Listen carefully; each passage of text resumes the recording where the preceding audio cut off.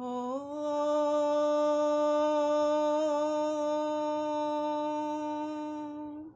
यो भूतं च भव्यं च सर्वं यश्चाधितिष्ठति स्वर्यस्य च केवलं तस्मै ज्येष्ठाय ब्रह्मणे नमः। ॐ नमस्ते अस्तु आयते नमो अस्तु परायते नमस्ते प्राणतिष्ठत आसीनायोत ते नमः आसीनायोत ते नमः।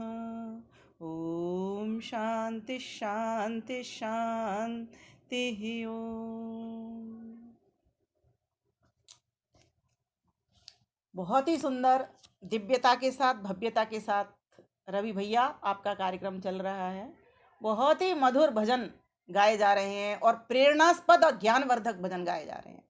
लगता है सुनते ही रहें। सभी जितने भी भजन स्वयं लिखने वाले रचनाकार हैं, गीतकार हैं, गायक कलाकार हैं, चाहे वो गा चुके हैं, चाहे उनका नंबर अभी आगे आना है या नहीं आना, सभी को मैं हाथ जोड़ करके नमन वंदन अभिनंदन करती हूँ। और साथ ही साथ इस मंच के कुशल संचालक, सुयोग्य संचालक और विद्वान, एक दिन मैं देख रही थी पत्रक में भाई साहब भी हमारे प्रवचन कर रहे थे, शायद वो गुजरात वाला था पत्रक, आदरणीय महेंद्र मुनि जी वाला।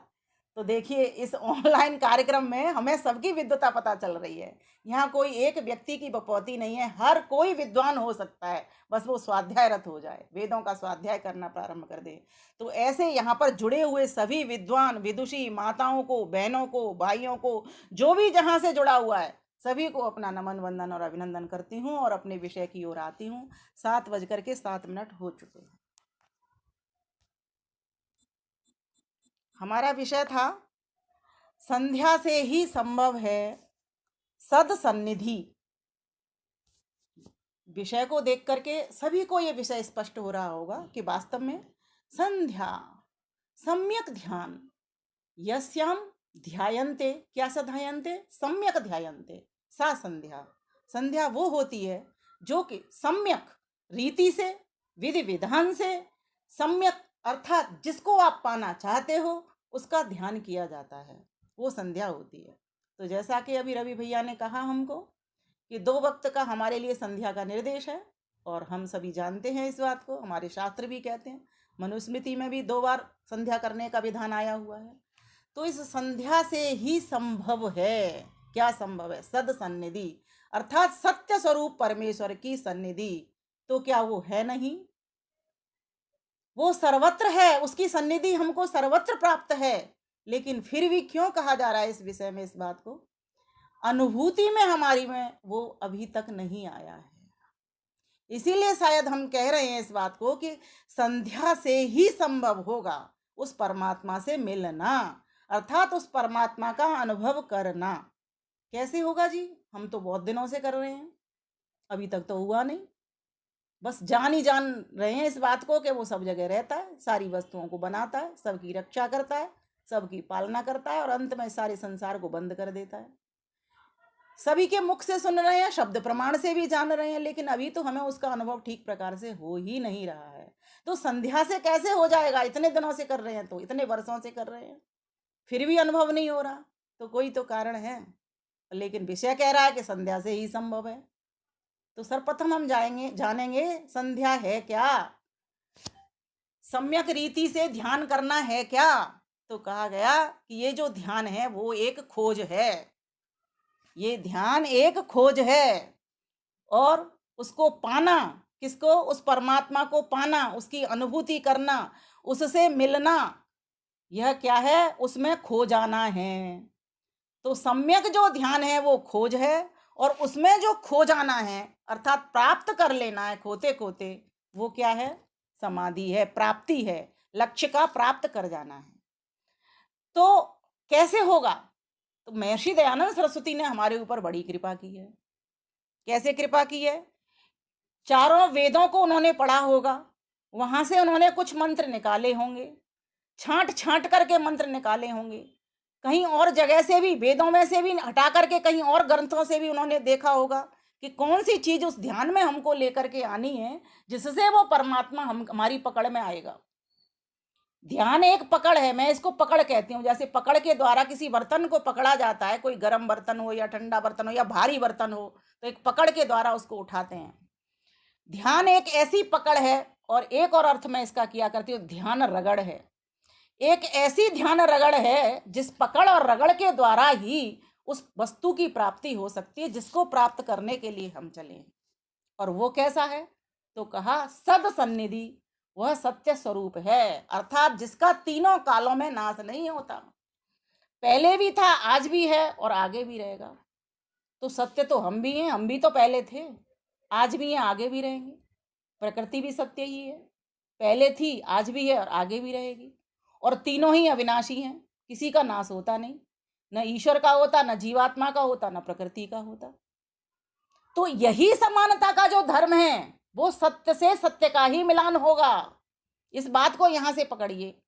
और एक बात ध्यान देने की है, संध्या के भीतर जो प्रथम मंत्र लिया गया है यजुर्वेद के कौन से अध्याय का? 36वें अध्याय का। आप 36वां अध्याय खोलेंगे, वहां पर आपको 36वें अध्याय में शायद 12वां मंत्र आपको मिलेगा, खोल करके देख लेना वेद का। वहां पर इस मंत्र को दिया है, किसको? लक्ष्य प्राप्ति के मंत्र को। जब तक व्यक्ति को ये पता ही नहीं है कि मैं किस मंजिल पर जाना चाहता हूं, वो मंजिल कौन सी है, वो मेरा लक्ष्य क्या है, मैं क्यों इस संसार में आया, तब तक वो सम्यक ध्यान कर ही नहीं सकता, वो वस्तु को खोज ही नहीं सकता। और जैसे ही व्यक्ति को ये पकड़ आ जाती है तो क्या करता है फिर वो? अथातो ब्रह्म जिज्ञासा, ब्रह्म की जानने की जिज्ञासा वो पैदा करता है, और उसको पैदा करके उस लक्ष्य को पाने के लिए वो साधनों को जुटाता है। तो ध्यान एक तरीके से साधन भी है, ऐसा साधन है जो ईश्वर को प्राप्त करा देता है। कैसे प्राप्त कराएगा?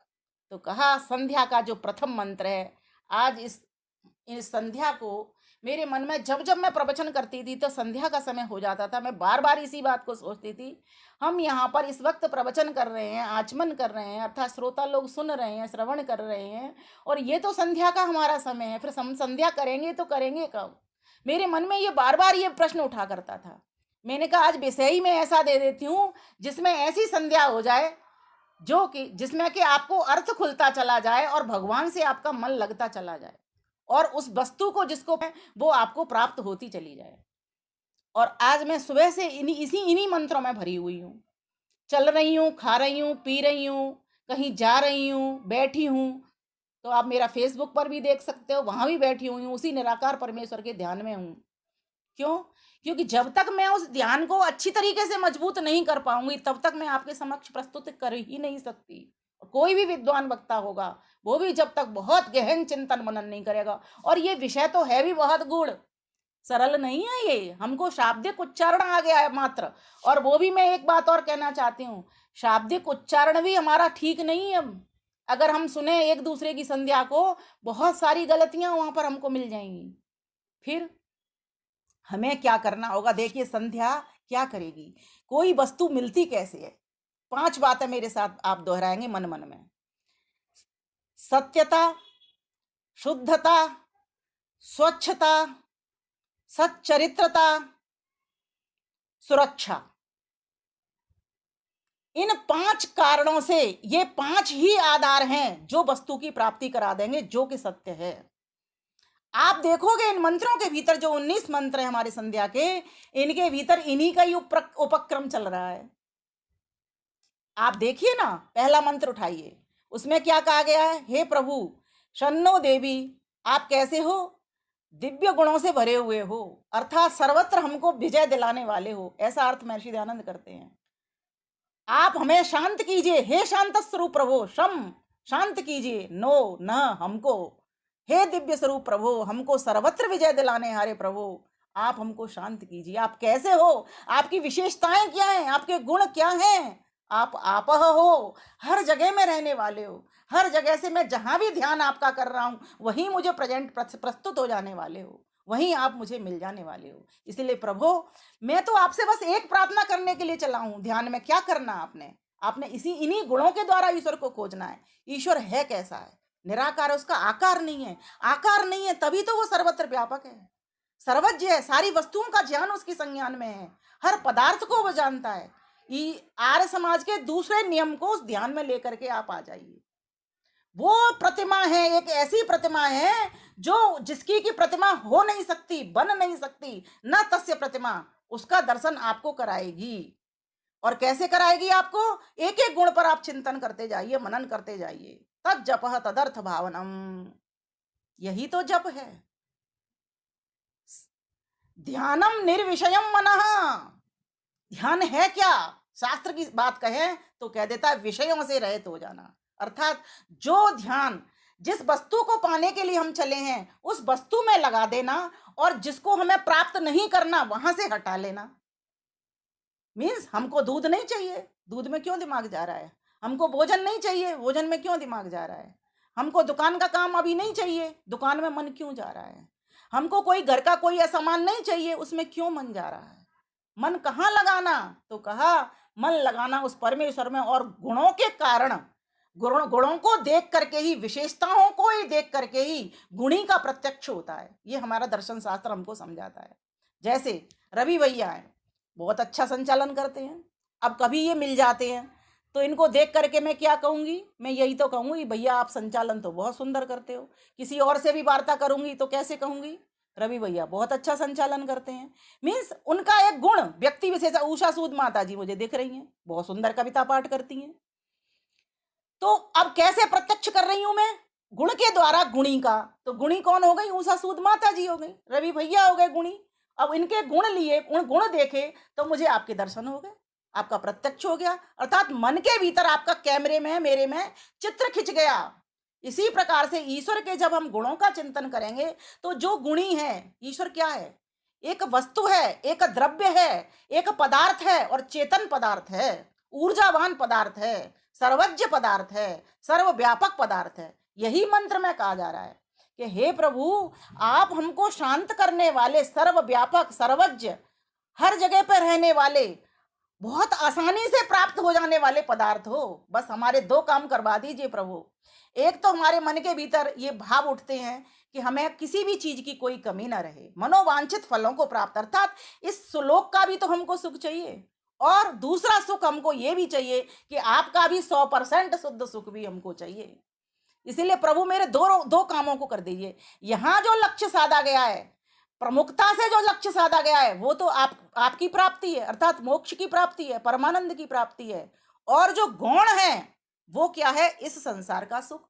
क्योंकि बिना भोजन के हम भजन कर नहीं सकते, भोजन भी जरूरी है, लेकिन इच्छाएं नहीं बढ़ानी, आवश्यकता सभी पूर्ति करनी है। और किसी की भी, मेरा ऐसा मानना है, आज तक ऐसा कोई भी बंदा नहीं होगा जिसकी आवश्यकताएं पूर्ति नहीं होती होंगी। मात्र व्यक्ति बढ़ाता है तो इच्छाओं को ही बढ़ाता है। इसलिए अगर कोई व्यक्ति इच्छाओं को शांति करना चाहता है, अर्थात जिसको शांति की इच्छा है, वो इच्छाओं को शांत करना प्रारंभ कर दे, और आवश्यकता तो सभी की पूर्ति होती है। तो इसमें लक्ष्य को पहले लेकर के उठाए, लक्ष्य को सामने रखे। क्या लक्ष्य? वो ईश्वर सर्वव्यापक जो है, मुझे देख रहा है, जान रहा है, सुन रहा है। मैं उसकी गोद के भीतर बैठा हुआ हूं। मात्र मेरा इस वक्त एक ही लक्ष्य है, मेरी आवश्यकताएं सभी पूर्ति हो रही हैं, लेकिन प्रभु चारों ओर से सुख की वर्षा मैं तभी मानूंगा जब मुझे आप प्राप्त हो जाओगे। क्यों? क्योंकि आप सर्वत्र व्यापक हो, हर जगह में रहने वाले हो, और हर क्वालिटी आपके पास ऐसी है जिससे कि सभी को सुख प्राप्त होता है। ऐसी क्वालिटी वाले हो आप। अधर्म आप में है नहीं, ये ईश्वर की निर्गुण उपासना है। धर्म से आप भरे रहते हो, आनंद से आप भरे रहते हो, सुख से आप भरे रहते हो, दुख आप में है नहीं, क्लेशों से आप, पंच क्लेशों से आप रहे। तो ये ईश्वर की क्वालिटी है। साथ साथ निर्गुण उपासना भी करते जाइए, सगुण उपासना भी करते जाइए, उसके गुणों को देख करके, उसके जो जो गुण उसके भीतर नहीं है, अधर्म के, अन्याय के, अत्याचार के, पाप के, उनको, क्लेशों के, दुखों के, कष्टों के, उनको हटाते जाइए कि प्रभु आप ऐसे नहीं हो, आप ऐसे हो। ये निर्गुण सगुण उपासना के द्वारा हम गुणी का प्रत्यक्ष करेंगे। तो संध्या के भीतर सर्वप्रथम जब आप बैठेंगे, अपनी चोटी का बंधन करेंगे, इस तरह से रबड़ लगाएंगे चोटी में और भगवान से प्रार्थना करेंगे कि हे प्रभु, मेरा लक्ष्य बस तू है। क्यों? क्योंकि इस मनुष्य की जो गाड़ी है ना, ये उसी को प्राप्त कराने के लिए मिली है। बस मेरा एक तू लक्ष्य है, इसीलिए मैं प्रार्थना तुझसे कर रहा हूं, प्रभु मेरे लक्ष्य की सिद्धि करवाइए, मुझे सब ओर से सुख प्राप्त कराइए। परमेश्वर सभी का रक्षक है, ऐसा विश्वास मन में बिठा लीजिए। पहले तो लक्ष्य तभी आपका सिद्ध होगा। अविश्वासी को कभी भी भगवान नहीं मिलते। जो व्यक्ति उस परमात्मा के ऊपर पक्का ये विश्वास कर लेता है, और आप कैसे करोगे, ये देखिए ना कि ये संसार को देखिए पहले तो, कि इतना बड़ा संसार कोई जीवात्मा नहीं बना सकती। फिर उसके काव्य को देखिए, वेद को, इतना सारा चारों वेदों का ज्ञान कोई भी जीवात्मा सारी मिल जाए तो भी नहीं ग्रहण कर सकता। सोचो सोचो, चारों ऋषियों को भी दिया तो भी चारों वेदों में जो आज हम पढ़ रहे हैं वही है। ईश्वर तो अनंत ज्ञान का भंडार है, उससे भी बहुत अधिक ज्ञान है जिस तक हम पहुंच ही नहीं सकते। हमें तो बस उतना ही ज्ञान पता चल पाता है जितने से हमारा काम चल जाता है। इसका मतलब ये नहीं है कि जो जो लिखा है बस उतना ही ज्ञान है। ईश्वर के पास तो अनंत ज्ञान है। तो गुणों की दृष्टि से, अर्थात कार्य कारण की दृष्टि से भी वो बहुत बड़ा है। हम सभी जीवों का निमित्त कारण है। इस प्रकार के भाव मन के भीतर उठाइए कि अगर वो नहीं होता तो हम नहीं संसार में होते। और योग्यता की दृष्टि से भी सर्वोत्कृष्ट, सर्वश्रेष्ठ, सर्वोपरि सबसे बड़ी योग्यता उसी के भीतर है। सारे संसार को बनाना, सबका पालन करना, रक्षा करना, वेद का ज्ञान देना, सब जीवों के कर्मों के फलों को जानना और समय समय पर न्याययुक्त कर्मों का फल प्रदान करना। समझिए, तो योग्यता की दृष्टि से भी, अधिकार की दृष्टि से भी प्रभु ही बड़ा है। एक मंत्र आता है वेद में, हम ईश्वर स्तुति प्रार्थना उपासना करते हैं, हिरण्य गर्भः समवर्तताग्रे भूतस्य जातः पतिः आसीत्। अर्थात अधिकार की दृष्टि से पति, सबका स्वामी, स्वामियों का भी स्वामी। जिनको आज हम स्वामी कहते हैं वो कुछ शिष्यों के हो सकते हैं, कुछ लोगों के हो सकते हैं, घर के हो सकते हैं गृह स्वामी, समाज के हो सकते हैं प्रधानमंत्री, कोषाध्यक्ष, संगठनों के हो सकते हैं, राष्ट्र के राजा आदि मंत्री आदि हो सकते हैं। लेकिन सभी स्वामियों का भी स्वामी, भूपति हो, नवपति हो, सभी पतियों का भी पति, एक ही पति। अधिकार की दृष्टि से भी वो बड़ा है, कार्य की दृष्टि से भी बड़ा है, आधार की दृष्टि से भी वो बड़ा है। सबका आधार वही है, सर्वाधार वही है। इसीलिए उस परमेश्वर को हमें रक्षक मान करके, पालक मान करके और गुणों की दृष्टि से सबसे बड़ा मान करके उसके ऊपर विश्वास जमाना आना चाहिए। देखो, एक छोटी सी कहानी मैंने कहीं किसी विद्वान से सुनी थी, वो थोड़ी सी आपको सुनाती हूँ। विषय तो फिर बहुत हो जाता है मेरा, इसीलिए मैं कहानी किस्सों में कम पढ़ती हूँ, लेकिन वो समझने की बात है, इस वक्त विषय में आ गई है कि परमेश्वर हमारी कैसे रक्षा करता है। ऐसा था, एक था राजा, निसंतान था वो, उसके संतान नहीं थी। अब जब संतान नहीं थी तो उसने ढिंढोरा पिटवा दिया सब जगह पर कि कोई मुझे ऐसा उपाय बताए जिससे मेरे संतान हो जाए। तो बड़े बड़े वैद्य आए उसके पास, लेकिन उसके संतान नहीं हुई। बहुत परेशान, एक व्यक्ति ने बताया कि अगर तू किसी की बलि दे दे तो तेरे संतान हो जाएगी। और ये बलि प्रथा जब चली थी, इतनी भ्रामक है, इतनी तांत्रिकों वाली विद्या है, ये फलित ज्योतिष वाली विद्या है, इसको किसी को भी इसके चक्कर में नहीं पड़ना चाहिए। लेकिन कहानी के माध्यम से इसको समझने का प्रयास करेंगे कि मैं कहाँ पहुंचना चाहती हूँ, कि ईश्वर किस तरह से हमारी रक्षा करता है। तो उस राजा ने क्या, राजा ने ढिंढोरा पिटवा दिया तो लोग आए, बहुत वैद्य आए, बड़े बड़े वैद्य, लेकिन उस राजा को संतान नहीं हुई। किसी व्यक्ति ने बताया कि अगर किसी बालक की ये बलि दे दे तो हे राजन, तुम्हारे बालक हो जाएगा। अब बताइए, किसी की जान ले रहे हो और तुम बालक चाह रहे हो, कितनी बड़ी बात है ये, कितनी मूर्खतापूर्ण बात है, कितना बड़ा अन्याय है। इससे बड़ा कोई अन्याय हो नहीं सकता। लेकिन क्या करे, राजा का आदेश था। तो उनके जो दूत हैं घर घर घूम रहे हैं, ढूंढ रहे हैं कि कोई बच्चा मिल जाए, लेकिन किसी का बच्चा पकड़ में नहीं आया, क्योंकि कौन अपने बच्चे की बलि देना चाहेगा। लेकिन एक शराबी व्यक्ति के पास एक व्यक्ति पहुंच गया कि ऐसे ऐसे राजा ने कहा है, तुम बच्चा दे दो। शराबी तैयार हो गया। क्यों तैयार हो गया? क्योंकि शराबी तो शराब में धुत था, नशे में धुत था, और उस बालक की माँ मर चुकी थी। तो उसने सोचा कि क्यों नहीं, मैं इस बालक को देता हूँ, मेरे से परवरिश इसकी हो नहीं रही है, इसलिए मैं ही इस बालक को दे देता हूँ। उसने अपना बालक उसको, राजा को पकड़ा दिया। अब वो राजा के पास वो बालक लेकर के, वो व्यक्ति लेकर के, जो राजा का दूत था, वो लेकर के चला गया और राजा को पकड़ा दिया। अब राजा को बलि देनी थी उसकी, क्योंकि बात तो यही थी कि अगर राजा बालक की बलि दे देगा तो उसको संतान हो जाएगी। तो राजा उस लड़के को लेकर के किसी मंदिर में जहां बलि दी जाती होगी वहां पर वो चल दिया और चलता जा रहा है। वो लड़का क्या कर रहा है, छोटा बालक है, कोई 5-7 वर्ष का, बैठता है, बैठ करके रेत की ढेरी बनाता है और रख देता है और उसको बनाता है, फिर फोड़ देता है, फिर दूसरी ढेरी बनाता है, फिर फोड़ देता है, फिर तीसरी ढेरी बनाता है, फिर फोड़ देता है, फिर चौथी ढेरी बनाता है, उसको वो नहीं फोड़ता। राजा ने कहा, बालक तू कर क्या रहा है? ये ढेरी बनाता है रेत की और फिर इसको फोड़ रहा है, और एक ढेरी को नहीं फोड़ रहा, 3 ढेरियां तूने फोड़ दी। तो वो छोटा सा बालक, हो सकता है उसकी माँ विवेकी रही होगी, ज्ञानी रही होगी, जिससे इतना ज्ञान रखता है, क्योंकि शराबी के चक्कर में वो मरी होगी जरूर। चलो हमें उस विषय पे नहीं जाना, पर विषय समझने का है। तो वो क्या करता है, उसने बालक से प्रश्न पूछा, हे बालक तूने ये ऐसा क्यों किया? रेत की ढेरी बनाता है, फोड़ देता है, बनाता है, फोड़ देता है, 3 ढेरियां तूने ऐसे फोड़ दी बना बना करके, और इस चौथी ढेरी को तूने नहीं फोड़ा। तो उसने कहा कि हे राजन सुनो मेरी बात ध्यान से। अब बताओ, छोटा बालक है, कितने ज्ञान की बात कर रहा है। कह रहा है, राजन सुनो, जिसके कहते हैं माँ नहीं होती ना, उसका पालक उसका पिता होता है। लेकिन जिसका, इसीलिए मैंने माँ के नाम की ढेरी बनाई और उसको मैंने फोड़ दिया, मेरी माँ मर गई मुझे बचपन में ही छोड़ करके। कह, दूसरी ढेरी तूने क्यों फोड़ी? बोले, हे राजन सुनो, जिसकी माँ मर जाती है तो उसका पिता पालक होता है। मेरे पिता ने भी मेरी रक्षा नहीं की, इसीलिए मेरे पिता ने भी तुम्हारे हाथों में पकड़ा दिया, इसीलिए मैंने उसके नाम की भी ढेरी फोड़ दी।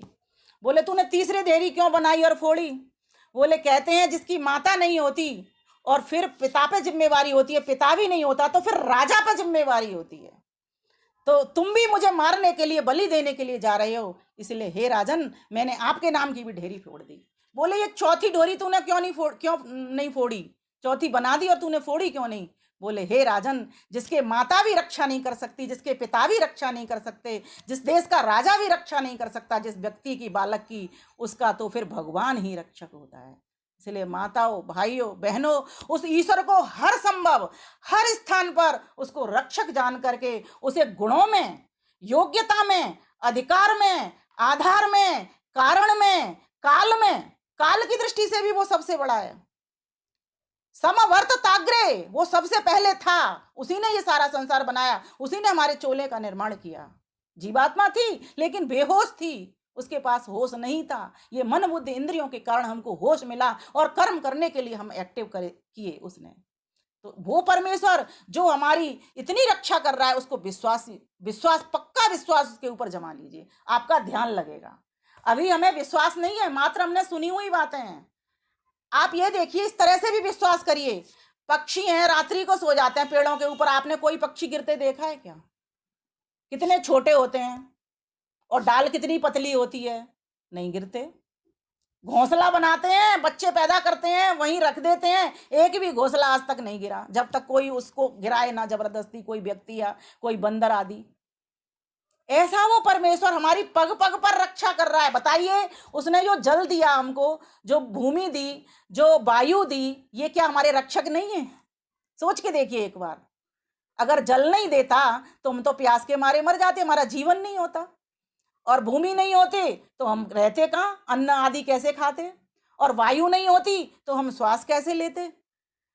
तो संध्या से ही प्रभु की प्राप्ति, महर्षि दयानंद सरस्वती ने सोच करके ये मंत्र बड़ा सुंदर लिखा कि संध्या के द्वारा ही अगर सम्यक प्रकार से अर्थ समेत उस बात को आप समझ लेंगे कि ईश्वर कैसा है, जिसको मैं पाने के लिए चला हूं, जिसमें कि सर्व सुख है, सब ओर से सुख है, सर्वत्र सुख है, वही परमेश्वर सर्वव्यापक है। आप है, आप अर्थात सर्वव्यापक है, उसी को ही मैं प्राप्त करूंगा, मेरा मात्र एक ही लक्ष्य है। अब देखिए, अब ये लक्ष्य ले लिया, अब इसके बाद क्या करेगा व्यक्ति? अंग स्पर्श करेगा। और अंग स्पर्श किस लिए कर रहा है? वो भगवान को पाने के लिए। आपको शुद्धता भी तो चाहिए, जहां सत्य की प्राप्ति कर रहे हो, सत्यता को प्राप्त करने के लिए चले हो, वहीं आपको शुद्धता भी चाहिए। तो ये जो अंग स्पर्श का काम है, ये क्या करेगा? जैसे बर्तन को पहले पानी में से धो करके उसकी गंध को बाहर कर देते हैं, ये काम करेगा ये स्पर्श वाला काम। पानी से स्पर्श कराते हैं बर्तन को, गंदगी को छोड़ देते हैं। आओ माजे ये बर्तन तन का, वाणी से लेके मन का, प्रभु के घर जाना है। ये मैंने स्वरचित गीत था मेरा, गाऊंगी नहीं अभी क्योंकि गीतों में और कहानियों में मुझे ऐसा लगता है मेरा समय चला जाता है और बात पकड़ने की है। तो कहने का भाव यहाँ पर क्या है कि ईश्वर, हम अंग स्पर्श करते हैं तो इस तरह से करना होता है। थोड़ा सा हमने धो लिया, अर्थात तन को धो लिया। अब हम मांजते भी हैं, जब धो रहे हैं तो क्या कहते जा रहे हैं, प्रभु मेरी वाणी को अच्छी कर दो। मुंह पूछ लिया, झूठा हो जाता है ना, प्रभु मेरे वाणी को अच्छा कर दो। अर्थात वाक वाक, वाणी से मैं सत्य भी बोलूं साथ साथ, और मेरी वाणी में आवाज भी बनी रहे, दम भी बनी रहे, ओज भी बना रहे। ऐसा ना हो मैं गूंगा हो जाऊं, या मेरी वाणी लड़खड़ा जाए, या मेरी वाणी अहितकर बोल जाए। ये स्पर्श करा रहे हैं, जल से, जल रूपी ज्ञान से स्पर्श करा रहे हैं। अब इसी तरीके से सारे अंगों पे घटाते चले जाना। ओम वाक वाक, ओम प्राण प्राण, ओम चक्षु चक्षु, ओम श्रोत्रम श्रोत्रम, ओम नाभि, ओम हृदय, ओम कंठ, ओम शिरः, ओम बाहुभ्याम यशोवलम, ओम कर कर तल, कर पृष्ठे, तल और पृष्ठ। इस तरह से हमने अभी तो अंग स्पर्श किया है, जल के कारण धोया है, बस इतना सा। अब देखिए हम क्या करते हैं, जब बर्तन झूठा है तो पहले पानी से निकालते हैं, फिर उसके बाद क्या करते हैं, रगड़ाई मजाई करते हैं उसकी, तो मार्जन मंत्र आ जाता है। अब इसी तरीके से इंद्रियों को मांजना है, हमको इंद्रियों को मांजना है ना। और मांजेंगे कैसे इसको, बर्तनों को कैसे मांजते हैं, विम से मांजते हैं, सर्फ से मांजते हैं, मिट्टी से मांजते हैं, राख से मांजते हैं। अब यहाँ इंद्रियों को कैसे मांजेंगे, तो उसी ज्ञान के साबुन से मांजेंगे। कैसे रगड़ाई करेंगे, ओम भू पुना तो शिरसी। वहां पर आपने क्या लिया, साबुन लिया, मिट्टी ली, राख ली, जो भी लिया आपने, जेल लिया, कुछ भी लिया, लेकिन यहां कैसे मांजेंगे, जो कि सर्वाधिक गुणों में ऊपर है, ऐसे ज्ञानाधिपति का साथ लेकर के आपकी इंद्रियां मजेंगी, नहीं तो नहीं मजेंगी। इसलिए क्या कह रहे हैं वहां पर, यहां पर साथ नहीं था, मात्र जल से निकाला था, ज्ञान रूपी जल से। अब क्या कह रहे हैं, भू पुनातु शिरसी, भू परमेश्वर, परमेश्वर को साथ लेके मजाई हो रही है। हे प्रभु मेरे मस्तिष्क को पवित्र कर दीजिए, इसके भीतर से इतने सुंदर विचार उठने चाहिए कि, क्योंकि देखिए मस्तिष्क हमारे पूरे शरीर का बहुत अच्छा और सुंदर और सम्यक यंत्र है। क्योंकि अगर ये मस्तिष्क नहीं होता तो हमारी बाकी की इंद्रियां काम नहीं करती, हमारे मन बुद्धि एक्टिव नहीं होते। जिसके ब्रेन डेड हो जाते हैं वो किसी भी काम को नहीं कर पाता। तो ये जो मस्तिष्क है, इसलिए पहला जो पॉइंट लिया, क्या लिया। अच्छा, एक प्रश्न और मुझे एक बहन जी ने पूछा था कि कहीं पर वाक वाक लिखा है, दो बार लिखा है, कहीं पर नाभि को एक बार लिख दिया है, कहीं पर 2 बार लिखते हैं किसी चीज को, किसी अंग को 1 बार लिखा है, ऐसा क्यों है। इसका उत्तर ये है, हमारे शरीर में रचना देखिए आप, 2 आंखें हैं तो चक्षु चक्षु, 2 कान हैं तो श्रोत्रम श्रोत्रम, 2 नासिका हैं, ये नाक के द्वार, तो प्राण प्राण, और 1 नाभि है, 1 मस्तिष्क है, इसीलिए इनका 1-1 नंबर लिया है। ये भी किसी ने मुझे प्रश्न पूछा था, तो इसका भी उत्तर ये हो जाता है। अब हम जो मांजने के लिए चले हैं तो वहां पर आप देखोगे संबोधन साथ साथ बोल रहे हैं, क्योंकि बिना संबोधन के मजेंगे नहीं, बिना साबुन के बर्तन साफ होंगे नहीं। तो क्या कह रहे हैं, भू पुना तो सिरसी, हे प्राणों के रक्षक, प्राण जीवन प्रदाता, प्राणों के प्राण परमेश्वर, हमारे मस्तिष्क को पवित्र कराइए, अर्थात मस्तिष्क को इतना उन्नत करिए, इतना विचारों से भर दीजिए, सुंदर विचारों से भर दीजिए कि मैं इन इंद्रियों से जो काम करूं वो ठीक प्रकार से कर पाऊं। मेरी मन बुद्धि इसके भीतर ही काम कर रही होती हैं। ये हार्डवेयर का नाम मस्तिष्क है, ये जो दिखाई दे रहा है। अब सारी चीजें तो देख लो, भुव, फिर आगे के जोड़ दिया, भू पुना तो सिरसी, भुव पुना तो नेत्रयो, हे दुख नाशक, दुखों से रहित, दुखों को दूर करने वाले, दुखों से छुड़ाने वाले, दुखों से बचाने वाले। एक अर्थ नहीं है, इतने सारे अर्थ मैंने आपको बोल दिए। भुव, हे प्रभु, क्योंकि बिना प्रभु के इंद्रियां मजेंगी नहीं। जो व्यक्ति प्रभु का शरणागत हो जाता है, प्रभु की सन्निधि में, अर्थात प्रभु को हर कार्य में उसको अनुभव करता है, खाता है, पीता है, चलता है, फिरता है, जो भी काम करता है, देन लेन करता है, यज्ञ करता है, ईश्वर को सम्मुख रख कर करता है, वही समझना अपनी इंद्रियों को मांज रहा है। इसलिए महर्षि दयानंद सरस्वती ने इतना श्रम किया, स्पर्श मंत्र के बाद में मार्जन मंत्र लिखे कि ध्यान में तुमको करना क्या है। सिर्फ मात्र शब्द उच्चारण से काम नहीं चलेगा, शुद्ध सत्य उच्चारण तो हो ही हो, लेकिन साथ ही साथ उस बात का मीनिंग ये समझिए कि मैं ईश्वर से जुड़ करके ये काम कर रहा हूँ। हे प्रभु, मेरी क्या करिए, नेत्रों को पवित्र कर दी, मेरी दृष्टि सकारात्मक हो, सबके भले की दृष्टि हो, मेरे कान सबकी अच्छी श्रुति की बात को सुनने वाले हों। एक भजन आता है ना, आप बोलते हो, कितना सुंदर भजन बोलती हैं माताएं बहनें। चलो बोल लेना बाद में, आप पहले यही काम कर लेते हैं। और फिर मुख, मेरा मुख पवित्र हो हे प्रभु, सारे बोलते जाइए आप अंगों को। भू पुनातु शिरसि, भुव पुनातु नेत्रयो, स्व पुनातु कंठे। अब यहाँ पे क्या कहा जा रहा है, स्व सुख स्वरूप प्रभु मेरे गले को पवित्र कर दीजिए, मेरे कंठ को पवित्र कर दीजिए, क्योंकि गले से तो तेरी श्रुति गानी है, तेरा जप करना है। किससे जप करेंगे, इसीलिए स्व को जोड़ा यहाँ पर। हर संबोधन की, हर मंत्र से संगतिकरण है। भू के साथ में मस्तिष्क को जोड़ा, भुवय के साथ में नेत्र को, क्योंकि जो भी गलती का काम कराते हैं नेत्र कराते हैं।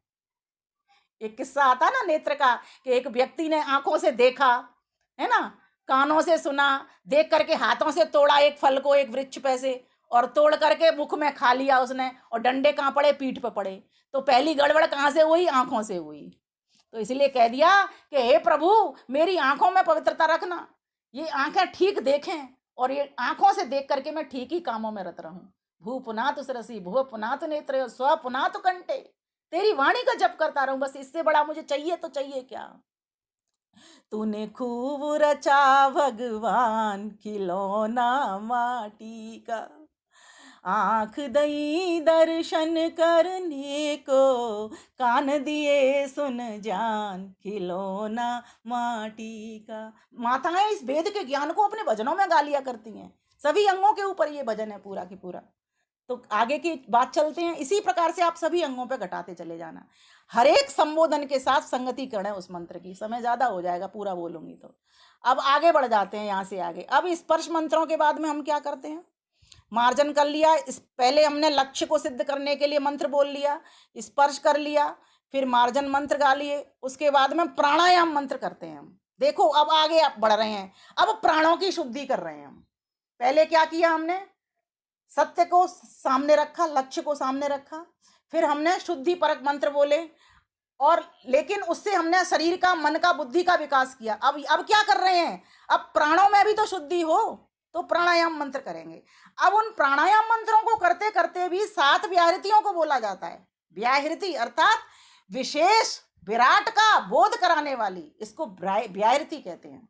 तो क्या क्या व्याहृति हैं, बोलिए मेरे साथ। प्राणायाम करते हुए लंबा गहरा श्वास भरिए और बोलिए ओम भू, और अर्थ चिंतन जरूर करते जाइए। हे प्राणों के प्राण, ओम भुवः हे दुखों को नाशक, ओम स्वः हे सुख स्वरूप, ओम महः हे महान, ओम जनः हे जनक, जनने वाले, निर्माण करने वाले, ओम तपः हे ज्ञान स्वरूप, दंड दाता स्वरूप, ओम सत्यम हे सत्य रूप, सत्य स्वरूप प्रभु।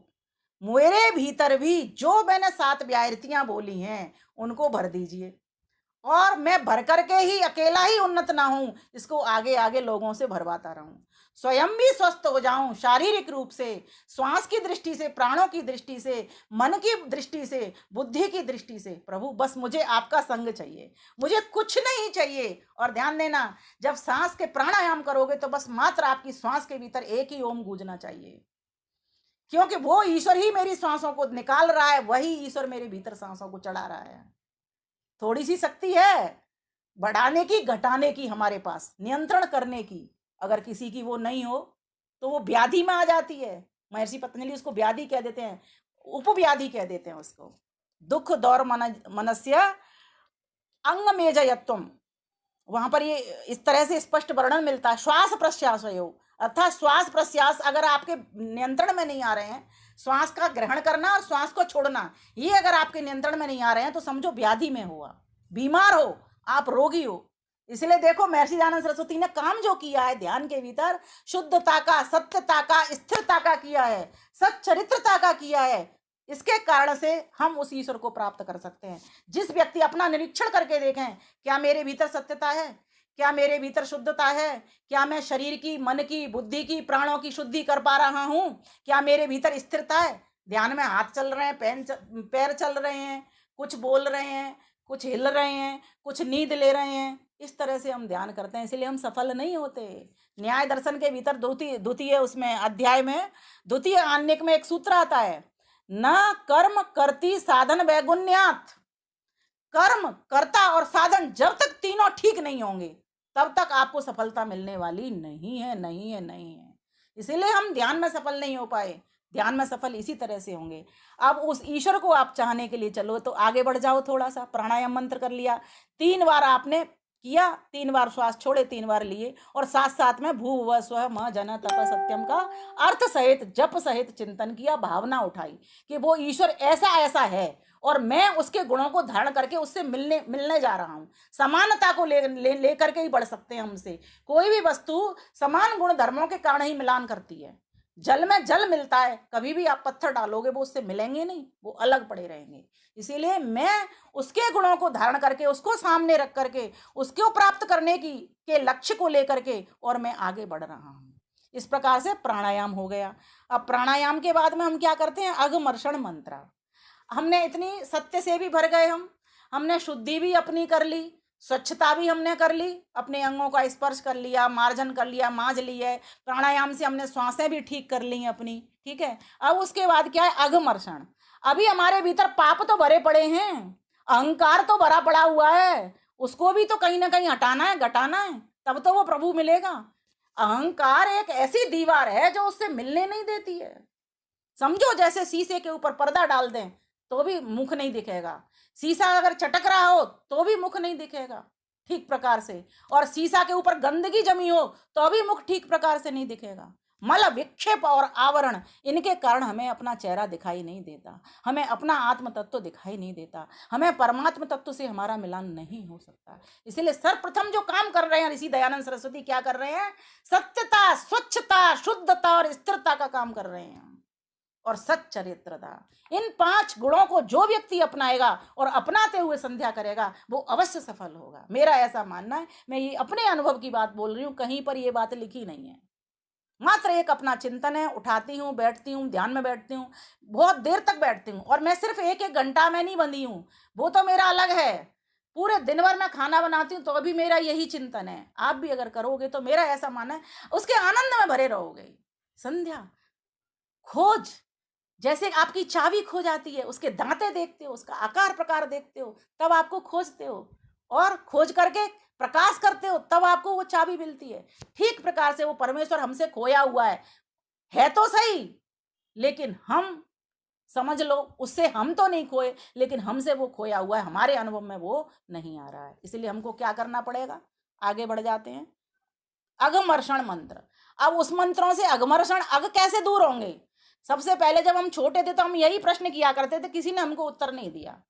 फिर हमने भगवान से एक ही प्रार्थना, भगवान इसका उत्तर दे दे, इससे पाप कैसे खत्म होंगे। इस मंत्र में तो ये कहा जा रहा है कि परमेश्वर ने संसार पहले की भांति रचाया, सूर्य चंद्रमा आदि रचाए, जल बनाया, समुद्र बनाए, एक जल समुद्र नीचे बनाया, एक ऊपर बादल के रूप में समुद्र बना दिया, दिन बनाया, रात बनाया, सब कुछ, सूरज बनाया, चंद्रमा बनाया। इससे मैं कैसे इस पापों से बचूंगी, मेरी ये समझ में नहीं आती थी बात। तब मैंने बहुत गहन चिंतन किया कि मैंने कोई तो बात है इस मंत्र में, ऋषि ऐसे ही नहीं कह रहे हैं इसको अघमर्षण मंत्र। अघ माने पाप, मर्षण माने मसलना, पापों को मसल दे। क्यों कह रहे हैं, इसीलिए कह रहे हैं कि जिस निर्माता ने इतना बड़ा काम कर दिया, तुम कहाँ बैठते हो, कहाँ टिकते हो उसके सामने, मात्र इतने से भी नहीं टिकते हो। फिर किस बात का है घमंड आपको, धन मेरा, पुत्र मेरा, पत्नी मेरी, पति मेरा, कार मेरी, स्कूटर मेरा, सोना मेरा, चांदी मेरी, किस बात का घमंड कर रहे हो। 1 मिनट में आंधी ऐसी चलेगी कि सब स्वाहा हो जाएगा। किस बात का घमंड, जिसका धन है पता नहीं चलेगा इन श्वासों को कब वो छीन लेगा जिसने हमको श्वास दी है। इसीलिए यही सोच करके जिसने इतनी बृहद सृष्टि का निर्माण किया और निर्माण करके हमको बनाया, हमारी पालना कर रहा है, रक्षा कर रहा है, मैं कहाँ ठहरता हूँ, किस बात का मुझको घमंड है। इस तरह से अहंकार रूपी पहले तो पाप को खत्म कर दीजिए। देखो ये है पाप, अघ, दुर्गुणों को, दुर्व्यसनों को, और जो बुराइयां आपके भीतर घर कर गई उनको दूर कर दीजिए। नहीं, मैं उसकी शरण में जाना चाहता हूँ। अब अघवर्षण मंत्र के आप मंत्र बोल लेना, ऋतम च सत्यम च, सारे मंत्रों को बोल लेना। इसमें 2 शब्द आते हैं, इसमें भी लोग कंफ्यूज होते हैं, ऋतम और सत्यम। ऋत क्या है? जिसका कि परिवर्तन नहीं होता, और सत्य क्या है? जिसमें कि परिवर्तन कर सकते हैं। जैसे इसको उदाहरण से बहुत जल्दी समझ में आ जाएगा। जैसे एक होता है सृष्टि संबंधी नियम ईश्वर के, और एक होते हैं जीव संबंधी नियम। जीव मीन्स हमारे नियम, पशु पक्षियों के नियम, कार्य व्यवहार करने के नियम। जैसे 2 और 2 4 होते हैं, ये क्या है? ऋत। ध्यानपूर्वक सुनेंगे समझेंगे। और 2 खरगोश और 2 खरगोश, 4 खरगोश होते हैं, ये क्या है? सत्य। अंतर क्या है? नहीं पकड़ में आया। अब मैं कहूंगी 2 चूहे और 2 चूहे, 4 चूहे होते हैं, ये है सत्य। अब यहां परिवर्तन हो गया, लेकिन 2 और 2 4 होते हैं, इसमें परिवर्तन नहीं हुआ। अब भारत की घड़ी कुछ और दिखा रही है, और भैया रवि भैया के यहाँ अमेरिका की घड़ी कुछ और दिखा रही है, ये क्या है? सत्य वो भी है। भैया की घड़ी कुछ और दिखा रही है, मेरी घड़ी कुछ और दिखा रही है, सत्य दोनों ही बात है, लेकिन दोनों में परिवर्तन हो गया। लेकिन जो ऋत है, सूर्य पूरब से निकलता है, वो पूरब से ही निकलता है। अमेरिका में भी जब सूरज निकलेगा तो उसको यही कहेंगे पूर्व दिशा से निकला है। तो जिन नियमों में परिवर्तन नहीं हो सके, सृष्टि संबंधी जो नियम है, जैसे सूर्य है, चंद्रमा, इनकी गति के नियम है, जिनमें पर जैसे आम के पौधे से आम के ही फल निकलते हैं, परिवर्तन नहीं हो रहा, ये ऋत नियम है। और जहां परिवर्तन हो जाता है, लेकिन जीवों के कार्य व्यवहार में वो सत्यता होती है। जैसे ब्राह्मण का कर्म अलग है, क्षत्रिय का कर्म अलग है, लेकिन सत्य तो वे भी हैं। ब्राह्मण का कर्म जो 6 कर्म वो अपने करते हैं, यज्ञ करना, कराना, दान लेना, दान देना, विद्या पढ़ना, पढ़ाना। लेकिन क्षत्रिय में तो परिवर्तन आ जाता है, लेकिन सत्य तो क्षत्रिय के भी कर्म है। तो ऋत और सत्य, इन दोनों शब्दों को समझ लीजिए। सृष्टि संबंधी, परमेश्वर जब सृष्टि को बनाता है तो सृष्टि संबंधी नियम भी बनाता है वो, और जीव संबंधी नियम भी बनाता है, जिससे क्रिया व्यवहार हो सके। तो परमेश्वर ने ये जो सारा संसार बनाया, हम सब जीवों के भले के लिए बनाया। कितनी योग्यता उसमें रही होगी, कितना उसके पास अधिकार है, कितना वो हमारा कारण है कि अनादि रूप से, प्रवाह रूप से सृष्टि है। सृष्टि हमारी प्रवाह रूप से अनादि है, पहले भी थी, आज भी और आगे भी बनेगी। प्रलय होता है, सृष्टि होती है, प्रलय होता है, सृष्टि होती है। इसी प्रकार से ये प्रवाह चलता रहता है सृष्टि का।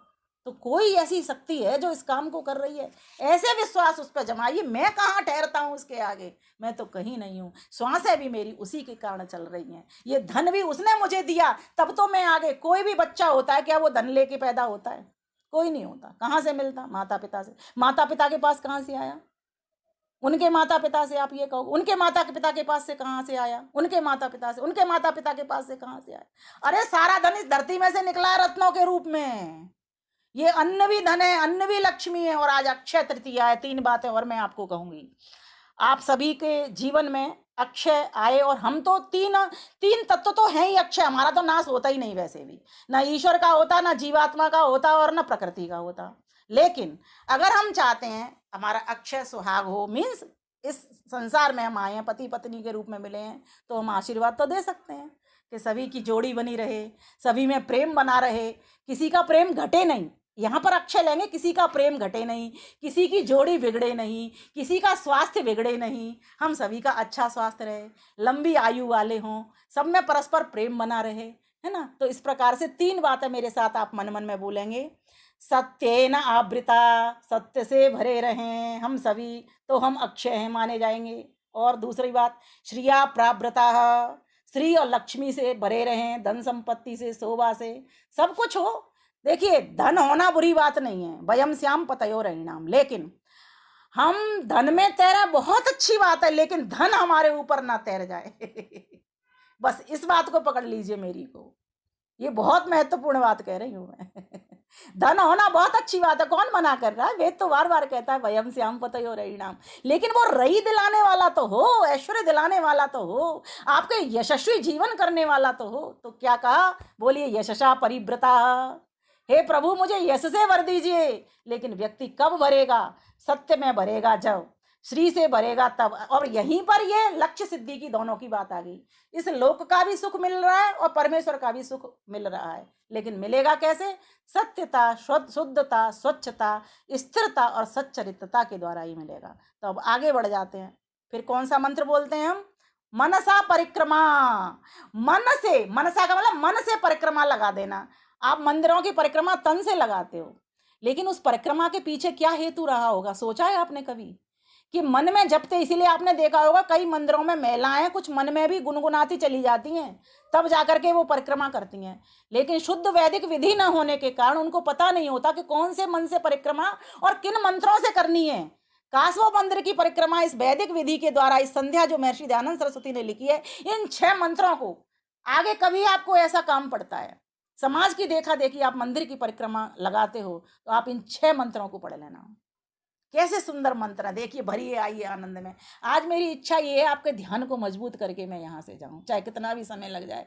रवि भैया 7:50 तो हो गए हैं, समय मेरा खत्म हो गया है, लेकिन मैं नहीं चाहती कि मैं ब्रह्म यज्ञ को छोड़ करके जाऊँ, इसलिए आज मैं ब्रह्म यज्ञ पूरा करके जाऊंगी। मैं संध्या किसी की अधूरी नहीं छुड़वाऊंगी।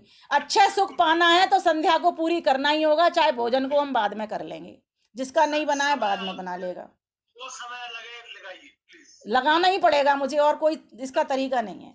अब देखिए मन से परिक्रमा कैसे करें। आप पहले आगे देखिए, हमारी 6 दिशाएं इसमें नियत करी हैं, पूरब, पश्चिम, उत्तर, दक्षिण, ध्रुवा, ऊर्ध्वा, नीचे की और ऊपर की 6 दिशाएं, और 6 दिशाओं के 6 ही अधिपति हैं। इस बात को पकड़िए बस आप। मेरी तरह से समझने का, इन मंत्रों को समझने का एक बहुत बढ़िया सरल ढंग बता रही हूँ। 6 मंत्रों के 6 अधिपति अर्थात 6 स्वामी हैं। अब आप कहोगे भगवान तो एक ही है, 6 स्वामी क्यों? अलग अलग संबोधन के द्वारा, अलग अलग नामों के द्वारा, अलग अलग गुणों के द्वारा हम उस गुणी का प्रत्यक्ष करने के लिए चले हैं मन के द्वारा, क्योंकि मन के द्वारा ही तो हम उसको पकड़ेंगे।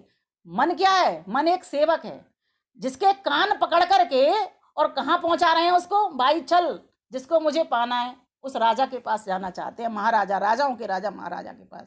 अब कहिए, पूर्व दिशा को देखिए सामने और कहिए, और नियम भी यही है, जब सुबह हो तो पूर्व दिशा के सामने सूरज निकलता है तो वहां बैठ जाइए, पश्चिम शाम का समय हो तो पश्चिम की ओर अस्त हो रहा होता है, वहां दिखता है तो वहां मुख करके बैठ जाइए। और मैं तो कहती हूँ ऐसी ऐसी ऊंची ऊंची बिल्डिंगों में कहीं पता ही नहीं चलता दिशाओं का, तब क्या करोगे? तो सभी दिशाओं में उसको देख करके बैठ जाइए।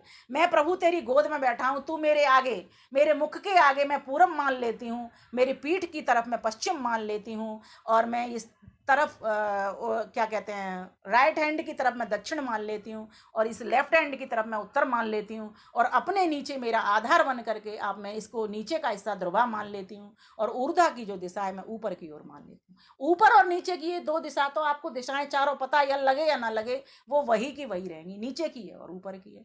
तो 6 दिशाओं के 6 अधिपति हैं। पहली जो पूर्व की दिशा का अधिपति है वो अग्नि है। बोलिए मंत्र, ओम प्राची दिगग्निरधिपतिरसितो रक्षितादित्यायिषवः तेभ्यो नमो धिपतिभ्यो नमो रक्षितृभ्यो नमः ईशुभ्यो नमः एभ्यो अस्तु योऽस्मान् द्वेष्टियं वयं दुष्मस्तम्भोजं भेदध्मः। माताओं बहनों, इनमें 3-3 पंक्तियां हैं, तो 2 जो पीछे की पंक्तियां हैं उनको तो मैं एक ही बार कहूंगी, और बाकी के जो समझने की बातें हैं, जो अधिपति हैं, जो रक्षक हैं और प्रेरक हैं, उनको मैं 6 मंत्रों का कहूंगी आपको, जिससे मेरे कम समय में अधिक बात आप तक पहुंच जाए। तो हमने तेभ्यो नमः वाली पंक्ति का अर्थ ये होता है, तेभ्यो उन इन आदि, कौन कौन? जो रक्षक हैं, जो प्रेरक हैं, और जो बाण रूपी हमारे लिए, हमारे शत्रुओं का नाश करने वाले लोग हैं, प्रेरक लोग हैं, अर्थात स्वामी लोग अधिपति हो गए, रक्षक लोग हमारी रक्षा करने वाले हो गए, और रक्षकों में मनुष्य भी हो सकता है, जीव जंतु भी हो सकते हैं, ठीक है, और ईश्वर तो रक्षक है ही। तो ईश्वर को भी साथ साथ लेकर के चलना पड़ेगा, संसार के ज्ञानी विद्वानों को भी लेकर के साथ चलना पड़ेगा, और जीव जंतुओं को भी लेकर के चलना पड़ेगा। ये सभी की सभी, ईश्वर हो, विद्वान हो, गुरुजन हो, जीव जंतु हो, पशु पक्षी हो, ये इनमें सभी से ही हमको कहीं ना कहीं रक्षा मिलती है, सभी से ही कहीं ना कहीं हमको प्रेरणा प्राप्त होती है, और ये कहीं ना कहीं किसी न किसी क्षेत्र में हमारे स्वामी के रूप में भी प्रकट हो जाते हैं। ये समझने की बात है। तो अब पहला मंत्र जब हमने बोला तो तेभ्यो नमो धिपतिभ्यो नमः की पंक्ति का लाइन का अर्थ यही करेंगे, उन इन सभी को, जो रक्षक हैं, अधिपति हैं और प्रेरक हैं, उन सभी को हम नमस्कार करते हैं। अब जो पीछे की जो लाइन है, योस्मान द्वेष्टि यम वयम, 6 मंत्रों में वह भी एक ही है, उसका क्या अर्थ है कि जो योस्मान द्वेष्टि, जो हमसे द्वेष करते हैं, वयम दुश्मा, और जो हमसे करते हैं या जिनसे हम करते हैं, योस्मान द्वेष्टि हम वयम दुश्मस्तम वो जम्बे दधमा, जम्बे अर्थात जम्ब में, अर्थात दाढ़ में। और ईश्वर की दाढ़ कैसी है? न्यायकारी है, कोई हमारी जैसी दाढ़ नहीं है इस तरह की दांत वाली, क्योंकि वो निराकार है। तो न्यायकारी जबड़े के भीतर प्रभु जो हमसे द्वेष करते हैं, ऐसे शत्रुओं को या जिनसे हम करते हैं द्वेष, वो आपके न्याय पर छोड़ देते हैं। वो आपने न्याय करना है, हमने जो करना था, पुरुषार्थ करना था, वो कर लिया। कोई व्यक्ति नहीं समझ रहा, संभल रहा, प्रभु तेरे न्याय पर छोड़ देते हैं। अब देखिए पहली लाइन को देख लीजिए, बस पहली लाइन को 6 मंत्रों में प्रकट कर दूंगी मैं आपको। पहली लाइन के भीतर हमने क्या कहा? प्राची। प्राची की दिशा कौन सी है? पूर्व की दिशा। अब उसका अधिपति कौन है? अग्नि। उसका अग्नि क्यों है? क्योंकि सूरज आग का गोला है। अब ईश्वर हमारे लिए, यहाँ पर हम ईश्वर को संबोधित कर रहे हैं, ईश्वर भी अग्नि है। और अग्नि, जो अग्नि होगी ना, वही अग्नि हमारी रक्षक भी होगी। ध्यान से समझना इस बात को। अर्थात अग्नि अग्रणी भवति, ज्ञान गमन प्राप्ति, ये तीनों कामों को कराने वाली। और वो ईश्वर एक टॉर्च है, एक अग्नि है, और टॉर्च का प्रकाश आगे आगे के लिए जाता है। आप कितनी भी पीछे टॉर्च कर लेना, प्रकाश आगे आगे दौड़ेगा। दौड़ता है कि नहीं रवि भैया? टॉर्च को कितने पीछे ले जाना आप, लेकिन प्रकाश आगे ही जाएगा। बस ऐसे ईश्वर आपके आगे आगे है, सम्मुख ही सम्मुख है, उसको सम्मुख देखिए। लेकिन प्रश्न ये उभरेगा कि सिर्फ सम्मुख देखें तो पीछे नहीं देखें क्या? इसलिए दूसरे मंत्र ने क्या कह दिया कि पीछे भी तो वो बैठा हुआ है। पहले अग्नि बन करके बैठा हुआ है, और वहीं पर दूसरी तरफ क्या कह दिया? दक्षिणा दिगिंद्रो, इंद्र बन करके, ऐश्वर्यवान बन करके भी वो बैठा हुआ है। अच्छा, दक्षिण की दिशा में, दाहिनी दिशा में, पीछे नहीं। पीछे तो पश्चिम की है, पश्चिम में तो वो वरुण बन करके बैठा हुआ है। हर एक मंत्र को जब बोलेंगे 6 मंत्रों को, तो उनके साथ साथ उनके अधिपति लगे हुए हैं। प्राची दिगग्निर धिपति रसितो। अब ये रसितो क्या है? अब इसका संस्कृत की दृष्टि से, व्याकरण की दृष्टि से विच्छेद करेंगे तो असितो निकल आएगा। इसमें जो र है उसका विसर्ग होकर के उधर चला जाएगा। प्राची दिगग्निर धिपति रसितो है ना, तो अग्नि ही हो जाएगा और असितो हो जाएगा। और असितः, असितो भी असितः हो जाएगा। इसका मतलब क्या है? बंधन से रहित। वो परमेश्वर जो आगे आगे ले जाने वाला है, जो हमारे से आगे है, वो परमेश्वर बंधन से रहित है। वो कभी जन्म मरण के बंधन में नहीं आता। इसीलिए उस परमेश्वर को मैं अग्रणी मान करके, अपने सम्मुख मान करके, और मैं बंधन से रहित होना चाहता हूँ। जब बंधन से रहित होने के लिए मुझे विद्या चाहिए, आलोक चाहिए। और किसका आलोक चाहिए? मुझे ज्ञान का आलोक चाहिए। तो सूरज क्या है? किसका प्रतिनिधि है? ये जो भौतिक सूर्य है वो किसका प्रतिनिधि है? वो आध्यात्मिक सूर्य, अर्थात जो चराचर जगत का आत्मा है, आधार है, उसका प्रतिनिधि है। इसीलिए वही हमारा वाण की दृष्टि से, अर्थात इशु माने वाण होता है, ईशव आया ना, उसका अर्थ होता है इशु। इशु माने वाण। और वाण क्या काम करता है? शत्रुओं को खत्म करने का काम करता है। तो जो हमारे अधिपति हैं, जो हमारे रक्षक हैं, रक्षक कौन है? जो बंधन से रहित लोग हैं, वे ही हमारी रक्षा कर रहे हैं। हमारी रक्षा किसमें? जन्म मरण के, मृत्यु के बंधन में नहीं आना, इनसे छूट जाना, अपवर्ग को प्राप्त कर लेना, यही तो बंधन से रहित होना है। वे हमारे रक्षक हैं, जो हमको ये पाठ पढ़ाते हैं कि भाइयों, उस बंधन रहित ईश्वर को प्राप्त करना है तो उसको सब जगह देखो, उसको आगे आगे देखो। अर्थात तुम भी अग्रणी हो जाओ, तुम भी अग्नि की भांति चमक उठो, तुम भी अग्नि की भांति लोगों को आगे आगे ले जाते चलो, बढ़ाते चले जाओ। और फिर क्या कह दिया? आदित्य ही सब, वही परमपिता परमेश्वर आदित्य अर्थात सूर्य का गोला, अर्थात चराचर जगत का आत्मा, आधार है। ऐसे सर्वज्ञ परमेश्वर को मैं प्राप्त करने के लिए चला हूं। तो मुझे वो आगे दिख रहा है अब मुझे। लेकिन मैं, जब हम परिक्रमा लगाते हैं तो सीधे पीछे तो न जाते नहीं है, क्रमशः गोलाई में घूमते हैं। इसीलिए यहाँ पर दक्षिण की दिशा ले लिए साथ में। तो कहा दक्षिणा दिगिंद्रो। अब दक्षिण दिशा का, दिक कहते हैं दिशा को, दक्षिण होता दाहिनी, तो दाहिनी ओर की दिशा, राइट हैंड की तरफ। जब हम घूमेंगे तो ऐसे ही तो घूमेंगे सीधी, इस तरह परिक्रमा लगाएंगे। तो मन से सोच रहे हैं इस बात को, प्रभु तुम मेरे आगे भी हो, बंधन से रहित हो, मैं भी बंधन से रहित होकर आप में मिलना जाना चाहता हूँ। इसलिए प्रभु, हे अविनाशी प्रभु, मैं अपने विद्या रूपी शत्रु को मार करके भिगा दूं, अज्ञान को मार करके भिगा दूं। कैसे? जैसे बाण के द्वारा शत्रुओं का सफाया किया जाता है। आप मेरे लिए बाण हो हे प्रभु। और मैं अब यहीं तक सीमित नहीं रहता, क्योंकि दिशा तो ये भी है। इसीलिए मैं जहां भी जाऊंगा, अर्थात मैं दक्षिणी ओर भी मुड़ूंगा। अर्थात दक्षिण की जो दिशा, चतुराई की, दाक्षिण्य, इसका एक अर्थ ये भी निकलेगा कि प्रभु मैंने आगे तुझको देख लिया है, अब मेरे भीतर इतनी चतुराई आ जानी चाहिए, इतनी योग्यता आ जानी चाहिए, इतनी होशियारी आ जानी चाहिए कि मेरा ऐश्वर्य बढ़ता चला जाए। दिगिंद्रो ऐश्वर्यवान, हे प्रभु आप दक्षिण दिशा के अधिपति हो, ऐश्वर्यवान हो, और मैं भी ऐश्वर्यवान होना चाहता हूँ, मैं भी आपसे ऐश्वर्य को प्राप्त करना चाहता हूँ। तो क्या कहा, अब इसका रक्षक कौन बनेगा, दक्षिणा दिगिंद्रोधिपतिस्तिरश्चि राजी। तिरश्चि राजी, तिरश्चि और राजी ये दो शब्द हैं। राजी माने पंक्ति, लाइन, और तिरश्चि कहते हैं तिर्यक चलने वाले कीट पतंगों को, जो टेढ़ी मेढ़ी चाल चलते हैं। लेकिन ध्यान देना बे, टेढ़ी मेढ़ी चाल चलने वाले, टेढ़ी चाल कौन चलता है, जो चेस खेलते हैं उनको पता है, ऊंट चलता है टेढ़ी चाल। शतरंज के खेल में ऊंट चलता है ना टेढ़ी चाल, तो वो भी तो हमारे लिए लाभकारी है। तो जो टेढ़ी चलने वाले ऐसे बहुत सारे जीव हैं, आप देखोगे सांप कैसे चलता है, ऐसे घूम घूम करके चलता है, वो भी तो हमारे लिए रक्षक है हमारा। उनसे भी रक्षा हो, टेढ़ी चाल चलने वालों से, और उनके द्वारा भी रक्षा हो। दो अर्थ निकालना है इसके, उनकी पंक्तियों से रक्षा होनी चाहिए हमारी। जो टेढ़ी चाल चल रहे हैं उनसे भी रक्षा हो, और जो टेढ़ी चाल चलने वाले जीव जंतु हमारे रक्षक हैं, इस तरह से भी हमारी रक्षा हो। तो हे प्रभु तिरश्चि राजी, दक्षिणा दिगिंद्रो, और जो चतुर व्यक्ति होगा, होशियार व्यक्ति होगा, रक्षा कर लेगा अपनी। करेगा कि नहीं करेगा। आप ये संगति देखिए मंत्रों में, कितने जबरदस्त मंत्र हैं ये। दक्षिणा दिगिंद्रो धिपतिश्चिरचिराजी रक्षिता पितर ईशव, और उनके जो रक्षक होंगे वो कौन होंगे, पितर। और पितर किसको कहते हैं, सत्यार्थ प्रकाश जब आप खोलोगे 8 प्रकार के पितर लिखे हुए हैं वहां पर।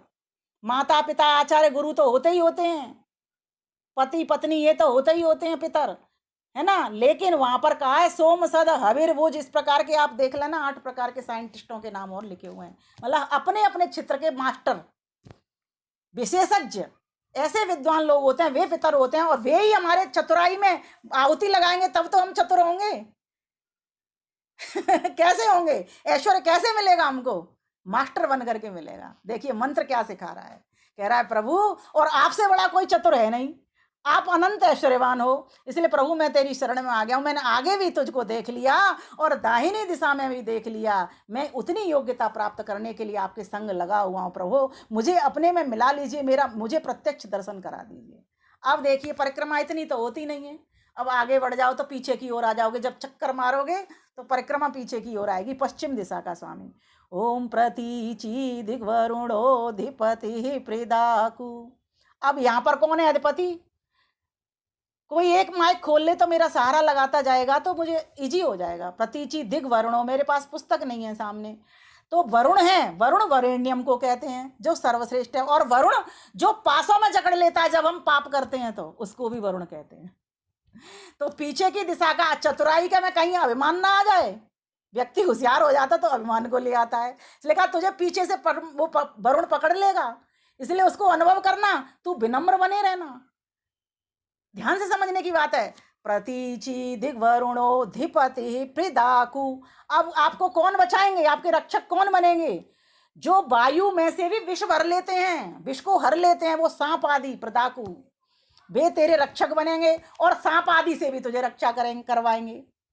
तो बताइए आपको होशियार होना कितना जरूरी है कि सांप से मुझे कैसे बचना है और सांप से मुझे क्या लाभ लेना है, ये जानकारी भी रखना। इस तरह से दो दो अर्थ करते चले जाएंगे तो हमें दो दो लाभ एक साथ मिलते चले जाएंगे। प्रभु आप ही हमारे अधिपति हो, आप ही हमारे रक्षक हो, आप ही सारे संसार की विष को भरने वाले हो, दुखों को कष्टों को हरने वाले हो। इस तरह से आध्यात्मिक अर्थ भी करते चलिए मन ही मन के भीतर।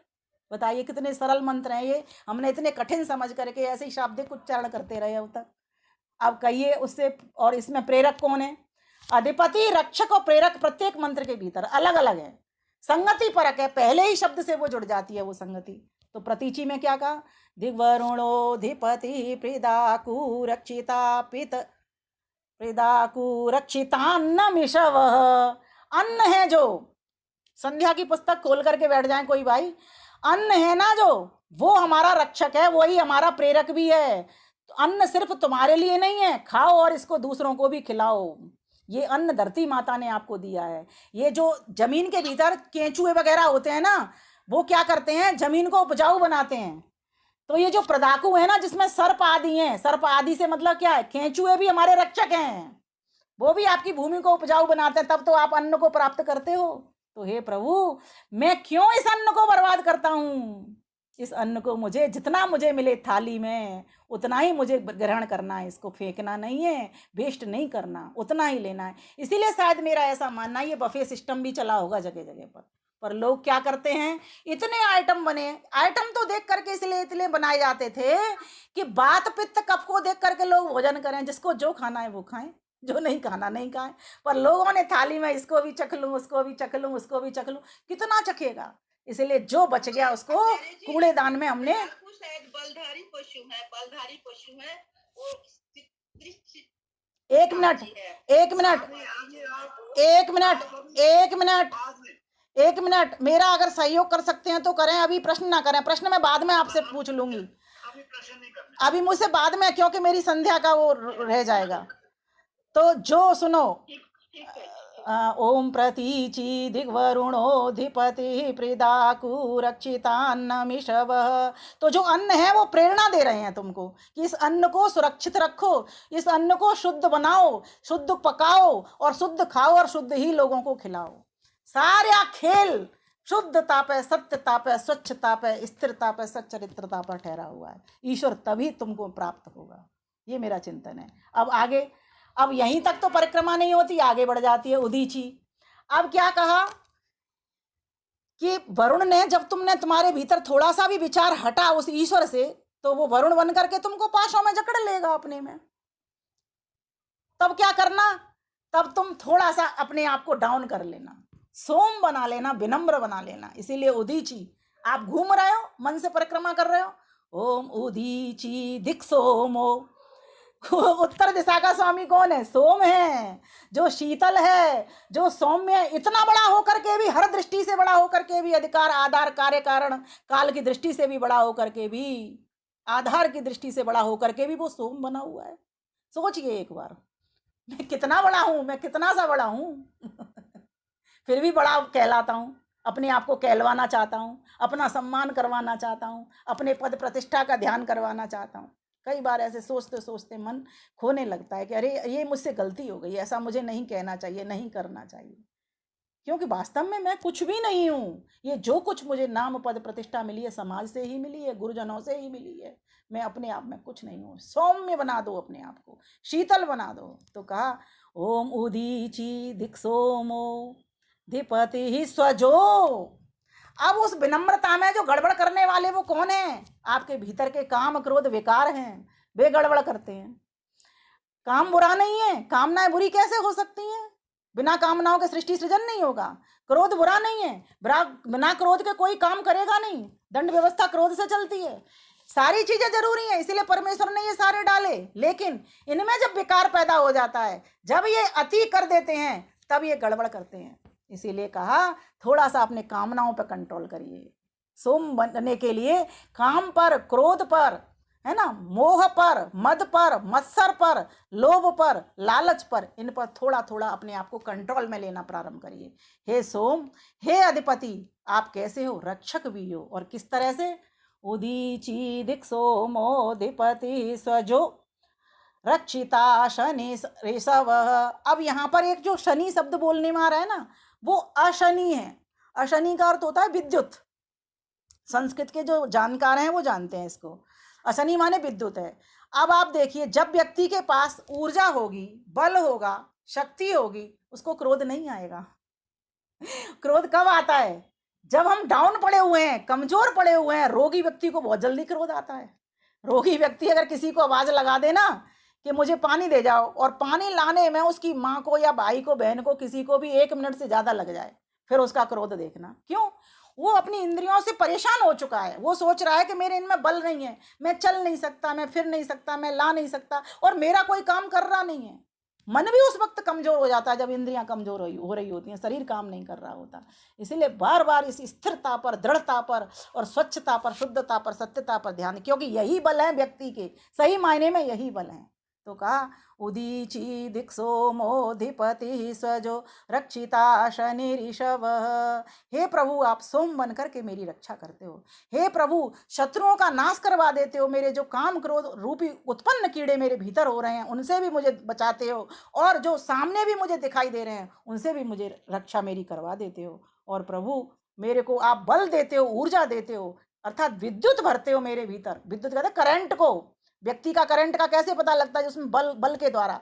हमारी शक्ति ही हमारी विद्युत है, हमारी शक्ति ही हमारी विद्युत। जैसे जैसे शक्ति क्षीण होती है समझो हमारी विद्युत निकल रही है। कहते हैं ना इस व्यक्ति में तो बड़ा करंट है, कोई तेज बोले अधिक बोले, कहते बड़ा करंट है इसमें, तो ये क्या है, ये विद्युत है। और ये ऊर्जा अगर कम हो रही है हमारी तो कहीं ना कहीं मरने की ओर जा रहे हैं, मीन्स निर्बल हो रहे हैं। तो उस परमेश्वर से क्या कह रहे हैं। और एक और बात है, जो अहंकार है ना वो बल का प्रतीक नहीं है, वो निर्बलता का प्रतीक है। अहंकार वही व्यक्ति करता है जो निर्बल है, जो बलशाली होगा वो अहंकार नहीं करेगा। रावण को जो बल पे घमंड था वो सिर्फ धन के ऊपर घमंड था, उसके चरित्र के ऊपर घमंड नहीं था उसको। उसके पास बहुत सारे अभाव थे, सद्गुणों के अभाव थे, धर्म के अभाव थे, पुण्य के अभाव थे, निर्बल था वो, वहां पर वीक था वो। मात्र एक धन उसके पास बढ़ा हुआ था, सोने की लंका कहा जाता है, तो उससे तो वो बलि नहीं माना जाएगा। तो कहने के बाद अगर उसको यही पता चला कि लक्ष्मण ने शूर्पणखा की नाक काट ली, मतलब अपमान कर दिया, नाक काटना अपमान कर दिया, तो मैं क्षमा कर देता हूँ, कोई तो कोई मेरी बहन में बुराई रही होगी, लेकिन उसने क्षमादान नहीं दिया। क्षमादान दे देता तो वो बलि कहलाता। कैसे वो बलि हम उसको कह सकते हैं। सिर्फ धन से कोई बलवान नहीं होता, इसलिए कह रहे हैं सोम हो जाओ तुम। लगे वृक्षों पे फल ज्यों ही झुकी सब डालियां उसकी, प्रभु जब कष्ट देता है तो घबराना नहीं चाहिए। वृक्षों में जो फल लग जाते हैं ना और पक जाते हैं, भारी हो जाते हैं वो फल, तभी वृक्ष की डाली झुक जाती है। जिस व्यक्ति का ज्ञान बढ़ जाता है वो सोम में मिलेगा तुमको। और जो अहंकार में ग्रसित हो, समझ लो अभी इस विद्या की बहुत बड़ी कमी है। क्यों? विद्या विनयम ददाती, विद्या का काम ही विनय को प्रदान करना होता है। तो व्याख्या तो बहुत कितनी भी जा सकती है इसकी। अब आगे बढ़ जाते हैं। आगे क्या है, तो हमारी चारों दिशाओं में इस तरह परिक्रमा तो हो गई, लेकिन अभी हम नीचे से ऊपर की ओर नहीं उठे। तो थोड़ा सा नीचे भी डाउन हो जाओ, नीचे भी तो देख लो, अपने छोटे बहन भाइयों को भी तो देख लो, छोटी छोटी आर्य समाजों में भी तो जाकर के देख लो किस प्रकार की हवन हो रहे हैं कि नहीं हो रहे हैं। वहां बंद तो नहीं पड़ी हुई समाज है। किसी भी तरीके से इस व्याख्या को ले जा सकते हो, मतलब छोटे स्तर पर नीचे भी देखो, वो भगवान नीचे भी है, गरीबों में भी रहता है वो, अमीरों में नहीं रहता। ऐसे भी उसको ध्यान करिए कैसा है, वो विष्णु है, ध्रुवा दिग विष्णु, विष्णु बन करके व्यापक होकर के सब जगह पर सर्वत्र वो रमा हुआ है। तो वो गरीबों में भी मिलेगा, अमीरों में भी, हर जगह मिलेगा, पशुओं में भी मिलेगा, मनुष्य में भी मिलेगा, ब्राह्मण में भी मिलेगा, क्षत्रिय में भी मिलेगा, वैश्य में भी मिलेगा, शूद्र में मिलेगा, गृहस्थी में भी मिलेगा, ब्रह्मचारी में भी मिलेगा, वानप्रस्थी में मिलेगा, सन्यासी में, सब जगह पर वो ठहरा हुआ। सब, ना उसकी काल से दूरी, ना स्थान से दूरी, ना वस्तु से दूरी, ना किसी व्यक्ति से दूरी, हर जगह पर ये जो, तो हमारा वही रक्षक, उस पर ऐसा विश्वास जमा है। अब देखिए ध्रुवा दिग विष्णु, विष्णु उसका अधिपति हो गया, ठीक है। अब आगे देखिए फिर क्या कहता है, ध्रुवा दिग विष्णु अधिपति श्वित्रो रक्षिता वर्ष, नहीं ये नहीं आएगा। ओम ओम ध्रुवा दिग विष्णुरधिपति कलमाश ग्रीवो रक्षिता वीरुदय शव। तो कलमाश ग्रीवो क्या है, ये जो वृक्ष है ना, इनकी डालियां हैं जो बड़ी बड़ी सी भयंकर ब्राउन कलर की काली काली ग्रीवाएं, ये ही हमारे रक्षक हैं। वृक्ष वनस्पतियां भी हमारे रक्षक बने हुए हैं, और वो परमात्मा भी वृक्ष बन करके, छतरी बन करके, छाया देने वाला, सुखकर वर्षा करने वाला, वो परमात्मा भी हमारी छतरी और वृक्ष बना हुआ है। और जो उसकी लताएं वो कैसी हैं, तो क्या कहा गया, कलमाश ग्रीवो रक्षिता वीरुदय शव, वे कैसे हैं, बाण के समान हैं, अर्थात हमको रस देने वाली हैं। जो लताएं वे सोम देने वाली हैं। अभी मॉडल टाउन पानीपत से एक पत्रक आया, उसके भीतर आ रहा है कि वो सोम रस पिला रहे हैं सबको, और प्राचीन काल में ऐसी व्यवस्था थी सोम रस पिलाने की। तो वो क्या है, वो सोम रस, उनको जानकारी है, एक आचार्य हैं, कह रहे हैं उसमें 35 प्रकार की औषधियां मिलेंगी, तब जाकर के वो सोम रस। तो ये हमारे प्रेरक हैं, हमको प्रेरणा दे रहे हैं कि तुम भी अपने जीवन में रस लाइए। जो व्यक्ति सोम होगा ना वही रस वाला होगा, और वही जो व्यक्ति अपने नीचे भी देख करके चल रहा है, कहते हैं ना ज्यादा एड़ी से अंगार मत फोड़, थोड़ा नीचे भी नीवा हो के चल बंदिया, नहीं हो जिंदड़ी दा कोई विसार, नीवा हो के चल बंदिया। आपके पंजाबी में मैंने सुना दी एक लाइन हमारी यहाँ एक बेटी गाया करती थी, बहुत अच्छा लगता था मुझे ये गीत। तो नीवा होके चल बंदिया, नीचे भी थोड़ा देख ले। अब आगे बढ़ जाते हैं, तो हमें रस पिलाने वाले बन जाएं किसी को ना, और आगे बढ़िए, ओम ऊर्ध्वा, अब नीचे से ऊपर की ओर चल दीजिए। ओम ऊर्ध्वा दिग्बृहस्पतिरधिपति शुत्रो रक्षिता वर्षमिषव। तो जो ऊपर की दिशा है, बृहस्पति सबसे बड़ा पति वही है, सबके ऊपर वही है, सर्वोपर वही है। ऊपर का मतलब ये नहीं कि आकाश में बैठा है, धरती में नहीं है। ये मंत्र ने स्पष्ट कर दिया है, वो धरती में भी है, वो सभी दिशाओं में भी, और वो वही एकमात्र ऊपर है, इसीलिए वो सबके ऊपर है। हम यहाँ हैं तो वहां नहीं है, हम नीचे हैं तो ऊपर नहीं है, हम दाएं हैं तो बाएं नहीं है, हम आगे हैं तो पीछे नहीं है, और वो सब जगह पे मिलेगा। तो ऐसा बृहस्पति सबसे बड़ा पति, पूरे ब्रह्मांड का निर्माता, करता, पालन करता, रक्षा करता, ज्ञान देता, कर्मों का फल प्रदान करता, ऐसे ब्रह्मांड पति की शरण में हम आ गए हैं। प्रभु अब तू क्या कर, कैसे रक्षा कर हमारी। तो क्या क्या कह दिया, शुत्रो, हमको रोगों से बचा दे, हर प्रकार के मानसिक बौद्धिक जो भी हमको रोग चिपट गए उन सारे रोगों से दबा कर दे हमारी, अर्थात शुद्ध कर दे। जहां शुद्धता को लेकर के चले थे वहीं शुद्धता पे उतर गए हम इन मनसा परिक्रमा में। हमारे शरीर में एक भी व्याधि न रहे, एक भी दुख न रहे, और ऐसा होता नहीं है क्योंकि ये जो शरीर है ना, वो व्याधि का मंदिर है। लेकिन फिर भी प्रार्थना ये उठाई जा रही है, कम से कम शरीर में आएगी तो मन में तो ना आ जाए, बुद्धि में तो ना आ जाए, बुद्धि से मैं ठीक ठीक निर्णय कर पाऊं, मन से मैं शुभ संकल्प, शिव संकल्प, संभव चिंतन कर पाऊं, इस प्रकार की प्रार्थना मैं करूं। तो अब आगे चलिए, अब देखिए यहां तक जब व्यक्ति मनसा परिक्रमा कर लेगा, सोचिए उसके भीतर कितने गुण आ चुके हैं। जो जो भगवान के नाम है, जो जो संबोधन हमने दिए, जो जो रक्षकों को, जिन जिन को हमने पुकारा, जिन जिन प्रेरकों की सहायता ली, वे सारे के सारे गुण हमारे भीतर आएंगे कि नहीं आएंगे। लेकिन इतना समय कौन लगाएगा, इतना चिंतन कौन करेगा। वही करेगा जिसके मन के भीतर लक्ष्य को सिद्ध करने की चाह उठ पड़ी है। अथा तो ब्रह्म जिज्ञासा, मैं ब्रह्म को प्राप्त करना चाहता हूं, मेरा लक्ष्य मात्र ब्रह्म को, क्योंकि मेरी चदरिया ऐसी की ऐसी रह जाएगी। मैं आया क्यों, आया था हरे भजन को, होटल लगा कपास, मैं तो भजन करने के लिए आया था। तो आगे बढ़िए, देखिए अब ये मन में जब इतनी शुद्धता, स्वच्छता हो जाएगी तो देखिए मंजिल दूर नहीं है। फिर क्या कहेगा भक्त, ओम उद्वयम तमसस्परि स्वः पश्यन्त उत्तरम देवम देवत्रा सूर्यमगन्म ज्योतिरुत्तमम। भक्त कहेगा भगवान से, उत वयम, उत्कृष्टता से हम सब, तमसस परि, जो तम से तो दूर है लेकिन स्वह, सुख से भरपूर है। कितना सरल अर्थ है। हे प्रभु आप इतने उत्कृष्ट हो कि समस्त अविद्या आदि क्लेशों से तो दूर हो। तमसा परे, परे शुट कहते ना, ऐसे आप लोग कहते हो, परे हो, दूर हो, और स्वह, सुख से भरपूर हो। प्रभु मैं आपकी शरण में आ गया हूं, मैंने आपको परिक्रमा करके देख लिया, आप चारों ओर हो, कोई जगह से दूरी नहीं, कोई काल से दूरी नहीं, कोई बस दूरी है तो मात्र अविद्या की। लेकिन अब तो मेरी अविद्या भी दूर हो रही है, क्योंकि मैं आपके गुणों को धारण करने वाला बन गया हूं। उद्वयम तमसस परे स्वः पश्यंत उत्तरम, उत्तरम प्रलय के पश्चात भी तो आप रहने वाले हो।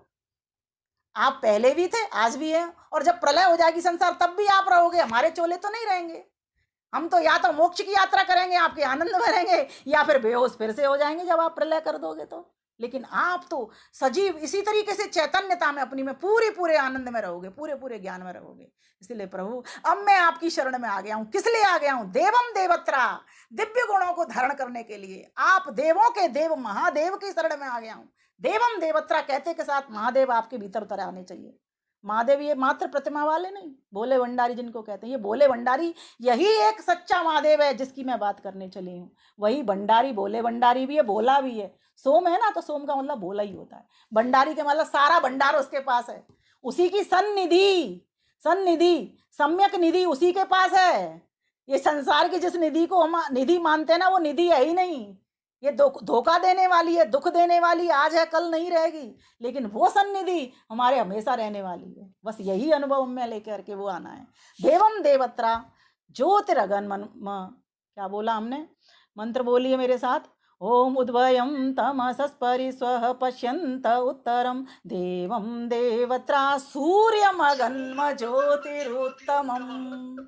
हे प्रभु आप चराचर जगत के सूर्य हो, आधार हो, आत्मा हो, प्राण हो। सारे संसार में आपकी चेतना, जड़ पदार्थों में भी आपकी चेतना व्याप्त है। इसलिए प्रभु आपकी ज्योति को, आपके ज्ञान को इन ज्ञान नेत्रों के द्वारा, भीतर के नेत्रों के द्वारा, दिव्य चक्षुओं के द्वारा सदैव देखता रहूं, सदैव देखता रहूं, सदैव देखता रहूं। हे प्रभु, अब मुझे कुछ लग ही नहीं रहा, मैं यहां तक की यात्रा कर ली, थोड़ी सी यात्रा और बची है। ओम उदित्यम जात वेदसम, उत्यम 3 शब्द हैं। उदोत्यम में उत, उ और त्यम, त्यम मतलब तम, अर्थात उसको, किसको? उस परमपिता परमेश्वर को उत्कृष्टता से, अच्छे प्रकार से, वो माने निश्चय पूर्वक, पक्का मन में विश्वास करके, निश्चित करके कि मैं प्रभु तेरे समीप आ गया हूं, मैंने तेरे गुणों को भी धारण कर लिया है प्रभु, अब मैं आपको चारों ओर देख रहा हूं। इन बाह्य चक्षुओं से तो तू नहीं दिखा था, लेकिन जब मैंने आंतरिक गुणों के द्वारा तेरे गुणों का प्रत्यक्ष कर लिया, तब तू मुझे साक्षात नजर आ रहा है, आगे भी, पीछे भी, दाएं भी, बाएं भी, ऊपर भी, नीचे भी, हर जगह मैं तेरी ज्योति को देख रहा हूं। कैसे देख रहा हूं? जिस प्रकार से केतवह, एक शब्द को पकड़ लीजिए, केतवह कहते हैं फ्लैग को, झंडी को। जिस प्रकार से हर देश की अपनी झंडी होती है, देश का पता लगाती है, ऐसे ही प्रभु ये सारी सृष्टि और तेरा वेद काव्य, जात वेदसम, जात वेदसम के 2 अर्थ बनेंगे। संसार को निर्माण की तूने किया और काव्य अर्थात वेद का ज्ञान भी तूने दिया। इन दोनों के द्वारा हमें तेरे ऊपर विश्वास हो गया है उत्कृष्टता से। हे प्रभु, आपको उदुत्यम जात वेस्तम देवम वहंत केतवः, आप देवता को वहंती प्राप्त करते हैं हम सब। कैसे? जैसे एक देश के झंडे को देख करके देश का ज्ञान होता है, ऐसे ही प्रभु आपकी ज्योति को भी हम प्राप्त कर रहे हैं। जात वेदसम देवम वहंत के, तो दृश्य विश्वाय सूर्यम, विश्वाय विश्व के लिए, और क्या? दृश्य दिखाने के लिए, सारे विश्व को दिखाने के लिए। हे प्राण प्रिय, प्राणों के आधार परम पिता परमेश्वर, हे सूर्य पिता, हे सबके आधार सर्वाधार पिता, आपने सारे संसार को, ये वेद के ज्ञान को आपको अपने अनुभव कराने के लिए ही तो आपने दिया है। इसीलिए प्रभु मैं आपका अनुभव कर रहा हूं, आपकी सन्निधि का। हाँ, आप सब जगह हो, सब काल में। अब मेरी कोई दूरी आपसे नहीं बची। जो थोड़ी बहुत अविद्या की थी वो हट रही है, हट रही है। कैसे हट रही है? देखो उसको कैसे अनुभव में लाओ। ओम चित्रम, हे प्रभु आप विचित्र हो। वास्तव में सृष्टि की रचना को देख के लगता है ये खून कैसे बना दिया उसने, आज तक कोई साइंटिस्ट खून नहीं बना पाया। ओम ओम, मेरी आवाज चली गई लगता है। ओम, आवाज आ रही है मेरी? चित्र चला गया मुझसे, पता नहीं कैसे। कोई बात नहीं, बोलिए। मेरा चित्र चला गया मुझसे, मुझे नहीं दिखाई दे रहा, कुछ और खुल गया। अच्छा, आवाज तो आ रही है, आप बोलिए। हाँ, मैं बोल लेती हूँ, चलिए कोई नहीं। बोलिए बोलिए। हाँ, वो मेरे पास से चित्र चला गया है। कोई बात। तो मैं कहना चाह रही थी, ओम चित्रम देवानाम उदगादनीकम, हे प्रभु आप चित्रम हो, अद्भुत बल हो हम सबके। अनीकम, अनीकम मतलब बल हो, शक्ति हो, क्योंकि आपकी शक्ति के बिना हमारे भीतर शक्ति नहीं होती। आपकी शक्ति के बिना सूर्य चंद्रमा नहीं होते। आपकी शक्ति के बिना ये सारे पदार्थ जो देख रहे हैं, पृथ्वी आदि, ये सब नहीं होते। इसीलिए प्रभु आप उदुत्यम, ओम चित्रम देवानाम, देवों के, दिव्य शक्तियों के भी आप बल हो। ये सब देव ही तो हैं, सूर्य देवता, चंद्रमा देवता, पृथ्वी देवता, बातो देवता, ये सब देवता ही तो हैं। इनके ही आप बल हो और अद्भुत बल हो। वास्तव में ये सोच सोच करके अभी बैठी, मैं तो सोच सोच के आ रहा, मैं तो वास्तव में ये सोच सोच करके अचंभे में पड़ जाती हूँ। प्रभु तूने कैसे ये सारी सृष्टि को बना दिया। इतने बड़े बड़े पर्वत, इतनी बड़ी बड़ी झीलें, इतने बड़े बड़े सागर, इतने बड़े बड़े देवता तूने खड़े कर दिए सूर्य चंद्रमा जैसे। और ये मात्र एक तो ये सौर परिवार का एक थोड़ा सा भाग देख पा रहे हैं, लेकिन अनंत ब्रह्मांड, कितनी आकाश गंगाएं, इसका वर्णन करूं तो मुझे लग रहा है 1 घंटा इसी काम में निकल जाएगा। इसलिए प्रभु मैं तो अब तुझे बड़ा, हर दृष्टि से बड़ा जान करके तेरे पास आ गया हूँ। तुझे विचित्र की उपासना करने में लग गया हूँ, तेरा मैं प्रत्यक्ष कर रहा हूँ गुणों के द्वारा। इसलिए प्रभु तू तो अद्भुत बल है। किस किस का बल है? तो मंत्र में ही आ रहा है, चित्रम देवानामुदगादनीकम चक्षुर्मित्रस्य वरुणस्याग्ने। मित्र, वरुण और अग्नि, सूर्य चंद्रमा और अग्नि, इन सभी का बल तू ही है। मित्रस्य वरुणस्याग्ने आपरा द्यावा पृथ्वी अंतरिक्षम, और तीनों लोग, द्युलोक, पृथ्वीलोक और अंतरिक्ष लोक, ये तीनों का आधार भी तू ही है। आपरा, चारों ओर से, प्रकृष्ट रूप से तू ही इनका आधार बना हुआ है, आसमंता सबका।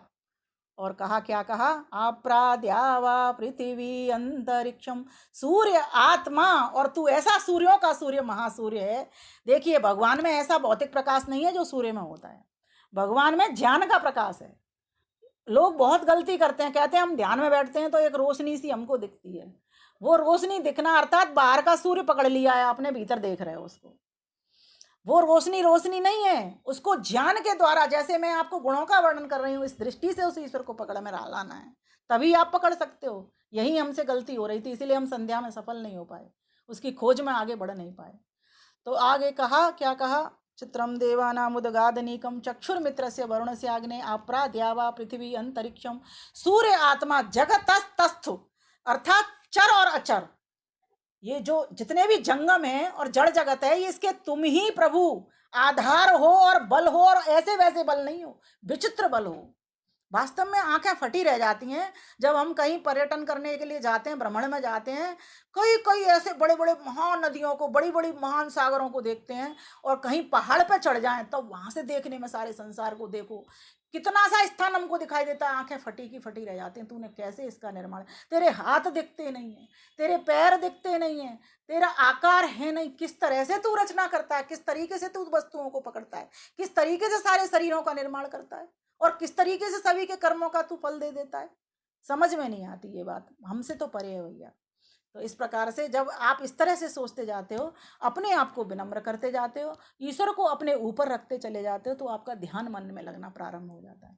फिर कहा, हे प्रभु, जो मैंने देखा, समझा, अनुमान से जाना, शब्द प्रमाण से जाना, प्रभु, मेरी आवाज आ रही है ना? ओम, आ रही है जी, आ रही है, आ रही है। मुझे अब कुछ नहीं दिख रहा मेरे इसमें ब्लैंक है, बस मेरी आवाज सुनते रहना, आवाज सुनते रहना, मुझे कुछ नहीं पता। हाँ, तच्चक्षुर्देव, हे प्रभु, आप चक्षु हो, दृष्टा हो सारे संसार को, बस हम आपको देखते रहें। और कब तक देखते रहें? जब तक ये 100 वर्ष की हमको 100 शरद ऋतुएं मिलें, अर्थात 100 वर्ष मिलें, और इससे भी अधिक मिले तो हम तो धन्य अपने आप को मानेंगे प्रभु, अधिक जप तेरा कर पाएंगे। मैं बहुत शॉर्ट में कर रही हूँ अब इस बात को। तच्चक्षुर्देव हितम, आप देवों के हितकारी हो, जो देव लोग हैं, जो देवता लोग हैं, जो आपके आज्ञा को मान करके देने में लगे हुए हैं, देने का भाव जिनके भीतर रहता है, उनके आप हितकारी हो प्रभु। प्रस्तात, आप पूर्व में भी थे और आगे भी, उत्तर में भी आप रहने वाले हो, अर्थात प्रलय हो जाएगी उसके बाद भी आप रहने वाले हो प्रभु। बस हम आपको देखते रहें, सुनते रहें, जानते रहें, लगाते चले जाइए। पब्रवाम तच्चक्षुर्देव हितम पुरस्तात् शुक्रमुच्चरत् पश्येम शरदः शतम जीवेम शरदः शतम, ये शब्द ही खोल रहे हैं। शृणयाम शरदः शतम प्रब्रवाम शरदः शतम दीना। अब यहाँ पर लोगों ने क्या कहा? मदीना शब्द आया है जी। देखो वो मुसलमान लोग क्या कहते हैं, मदीना आ गया इसमें। तो अरे भाई, इसकी अगर संधि विच्छेद करोगे तो माँ उधर चला जाएगा, अधीन हो जाएगा। अर्थात हम दीनहीन ना रहे, हे प्रभु, जब तक जिए हृष्ट पुष्ट होकर के, स्वस्थ होकर के, सभ्य होकर के जिए, सच्चरित्र होकर के जिए, स्थिर होकर के जिए प्रभु, हम डावाडोल ना हो, ये प्रार्थना है इसमें। और इससे भी अगर लंबी आयु देता है तो हम अपने आप को परम सौभाग्यशाली मानेंगे, क्योंकि हम अधिक दिनों तक आपको देख पाएंगे, अधिक लंबे काल तक आपको देख पाएंगे, आपका मुख से जप कर पाएंगे, कानों से आपकी चर्चा को सुन पाएंगे, वाणी से आपका की बात को कह पाएंगे किसी से, और आपको आपकी शरण में लगाने वाले हो जाएंगे। अब आगे देखिए, गायत्री मंत्र का उच्चारण करते हैं। इसके बाद में गायत्री मंत्र का करते हैं, तो वहां पर आपको गायत्री मंत्र का अर्थ सबको पता है, बस मंत्र बोल लेती हूँ।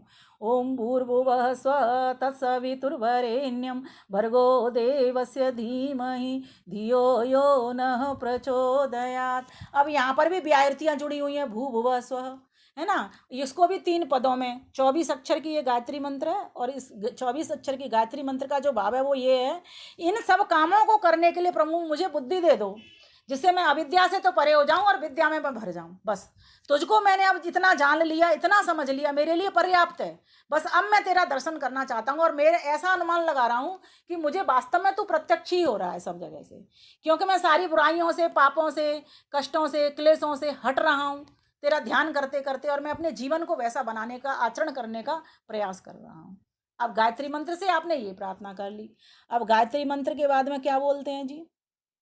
अब हम बोलते हैं, हे ईश्वर दयानिधे भवत कृपया नेना। भवत मतलब आपकी कृपा से, कृपया अनेना, हे प्रभु आपकी कृपा से, क्या कहेंगे? भवत कृपया नेना जपोपासना आदि कर्मणा धर्मार्थ काम मोक्षाणाम सद्य सिद्धिर भवेना। जप उपासना कर सकें और धर्म युक्त अर्थ कमाएं, अर्थ को धर्म में लगाएं, ऐसी हम अपनी कामना उठाएं, और सही सही पूरे पूरे पुरुषार्थ होत करके पूरा पूरा पुरुषार्थ करते हुए आप मोक्ष को प्राप्त कर लें। मोक्ष धर्म अर्थ काम और मोक्ष, अर्थात पुरुषार्थ को पूरा पूरा फलित कर दें। तो इस प्रकार से प्रभु तुझसे प्रार्थना करते हैं। अब तूने हमारी सहायता इस संध्या करने में भी तो प्रभु की है, इसलिए मेरा नमस्ते तो बनता है आपको। नमस्ते बनता है। और किस प्रकार से नमस्ते करेंगे, देखो इसमें भी जो शब्द हैं वो भी समझने वाले हैं। ओम नमः शंभवाय च मयो भवाय च, नमः शंकराय च मयस्कराय च, नमः शिवाय च शिवतराय च। ये जो मंत्र है ये क्या कह रहा है, नमः शंभवाय च, अर्थात हे प्रभु शंभवाय। भवाय मतलब आप हो, कैसे हो, शांत स्वरूप हो। अब यहाँ पर साथ में एक शब्द और लगाया है, नमः शंभवाय च मयो भवाय च। आप तो हो, लेकिन साथ साथ आप क्या करते हो, हमको देने वाले भी तो हो। लोगों के पास धन होता है पर जरूरी तो नहीं वो धन को देते, ज्ञान होता है जरूरी तो नहीं वो ज्ञान को देते, लेकिन परमेश्वर आप ऐसे नहीं हो।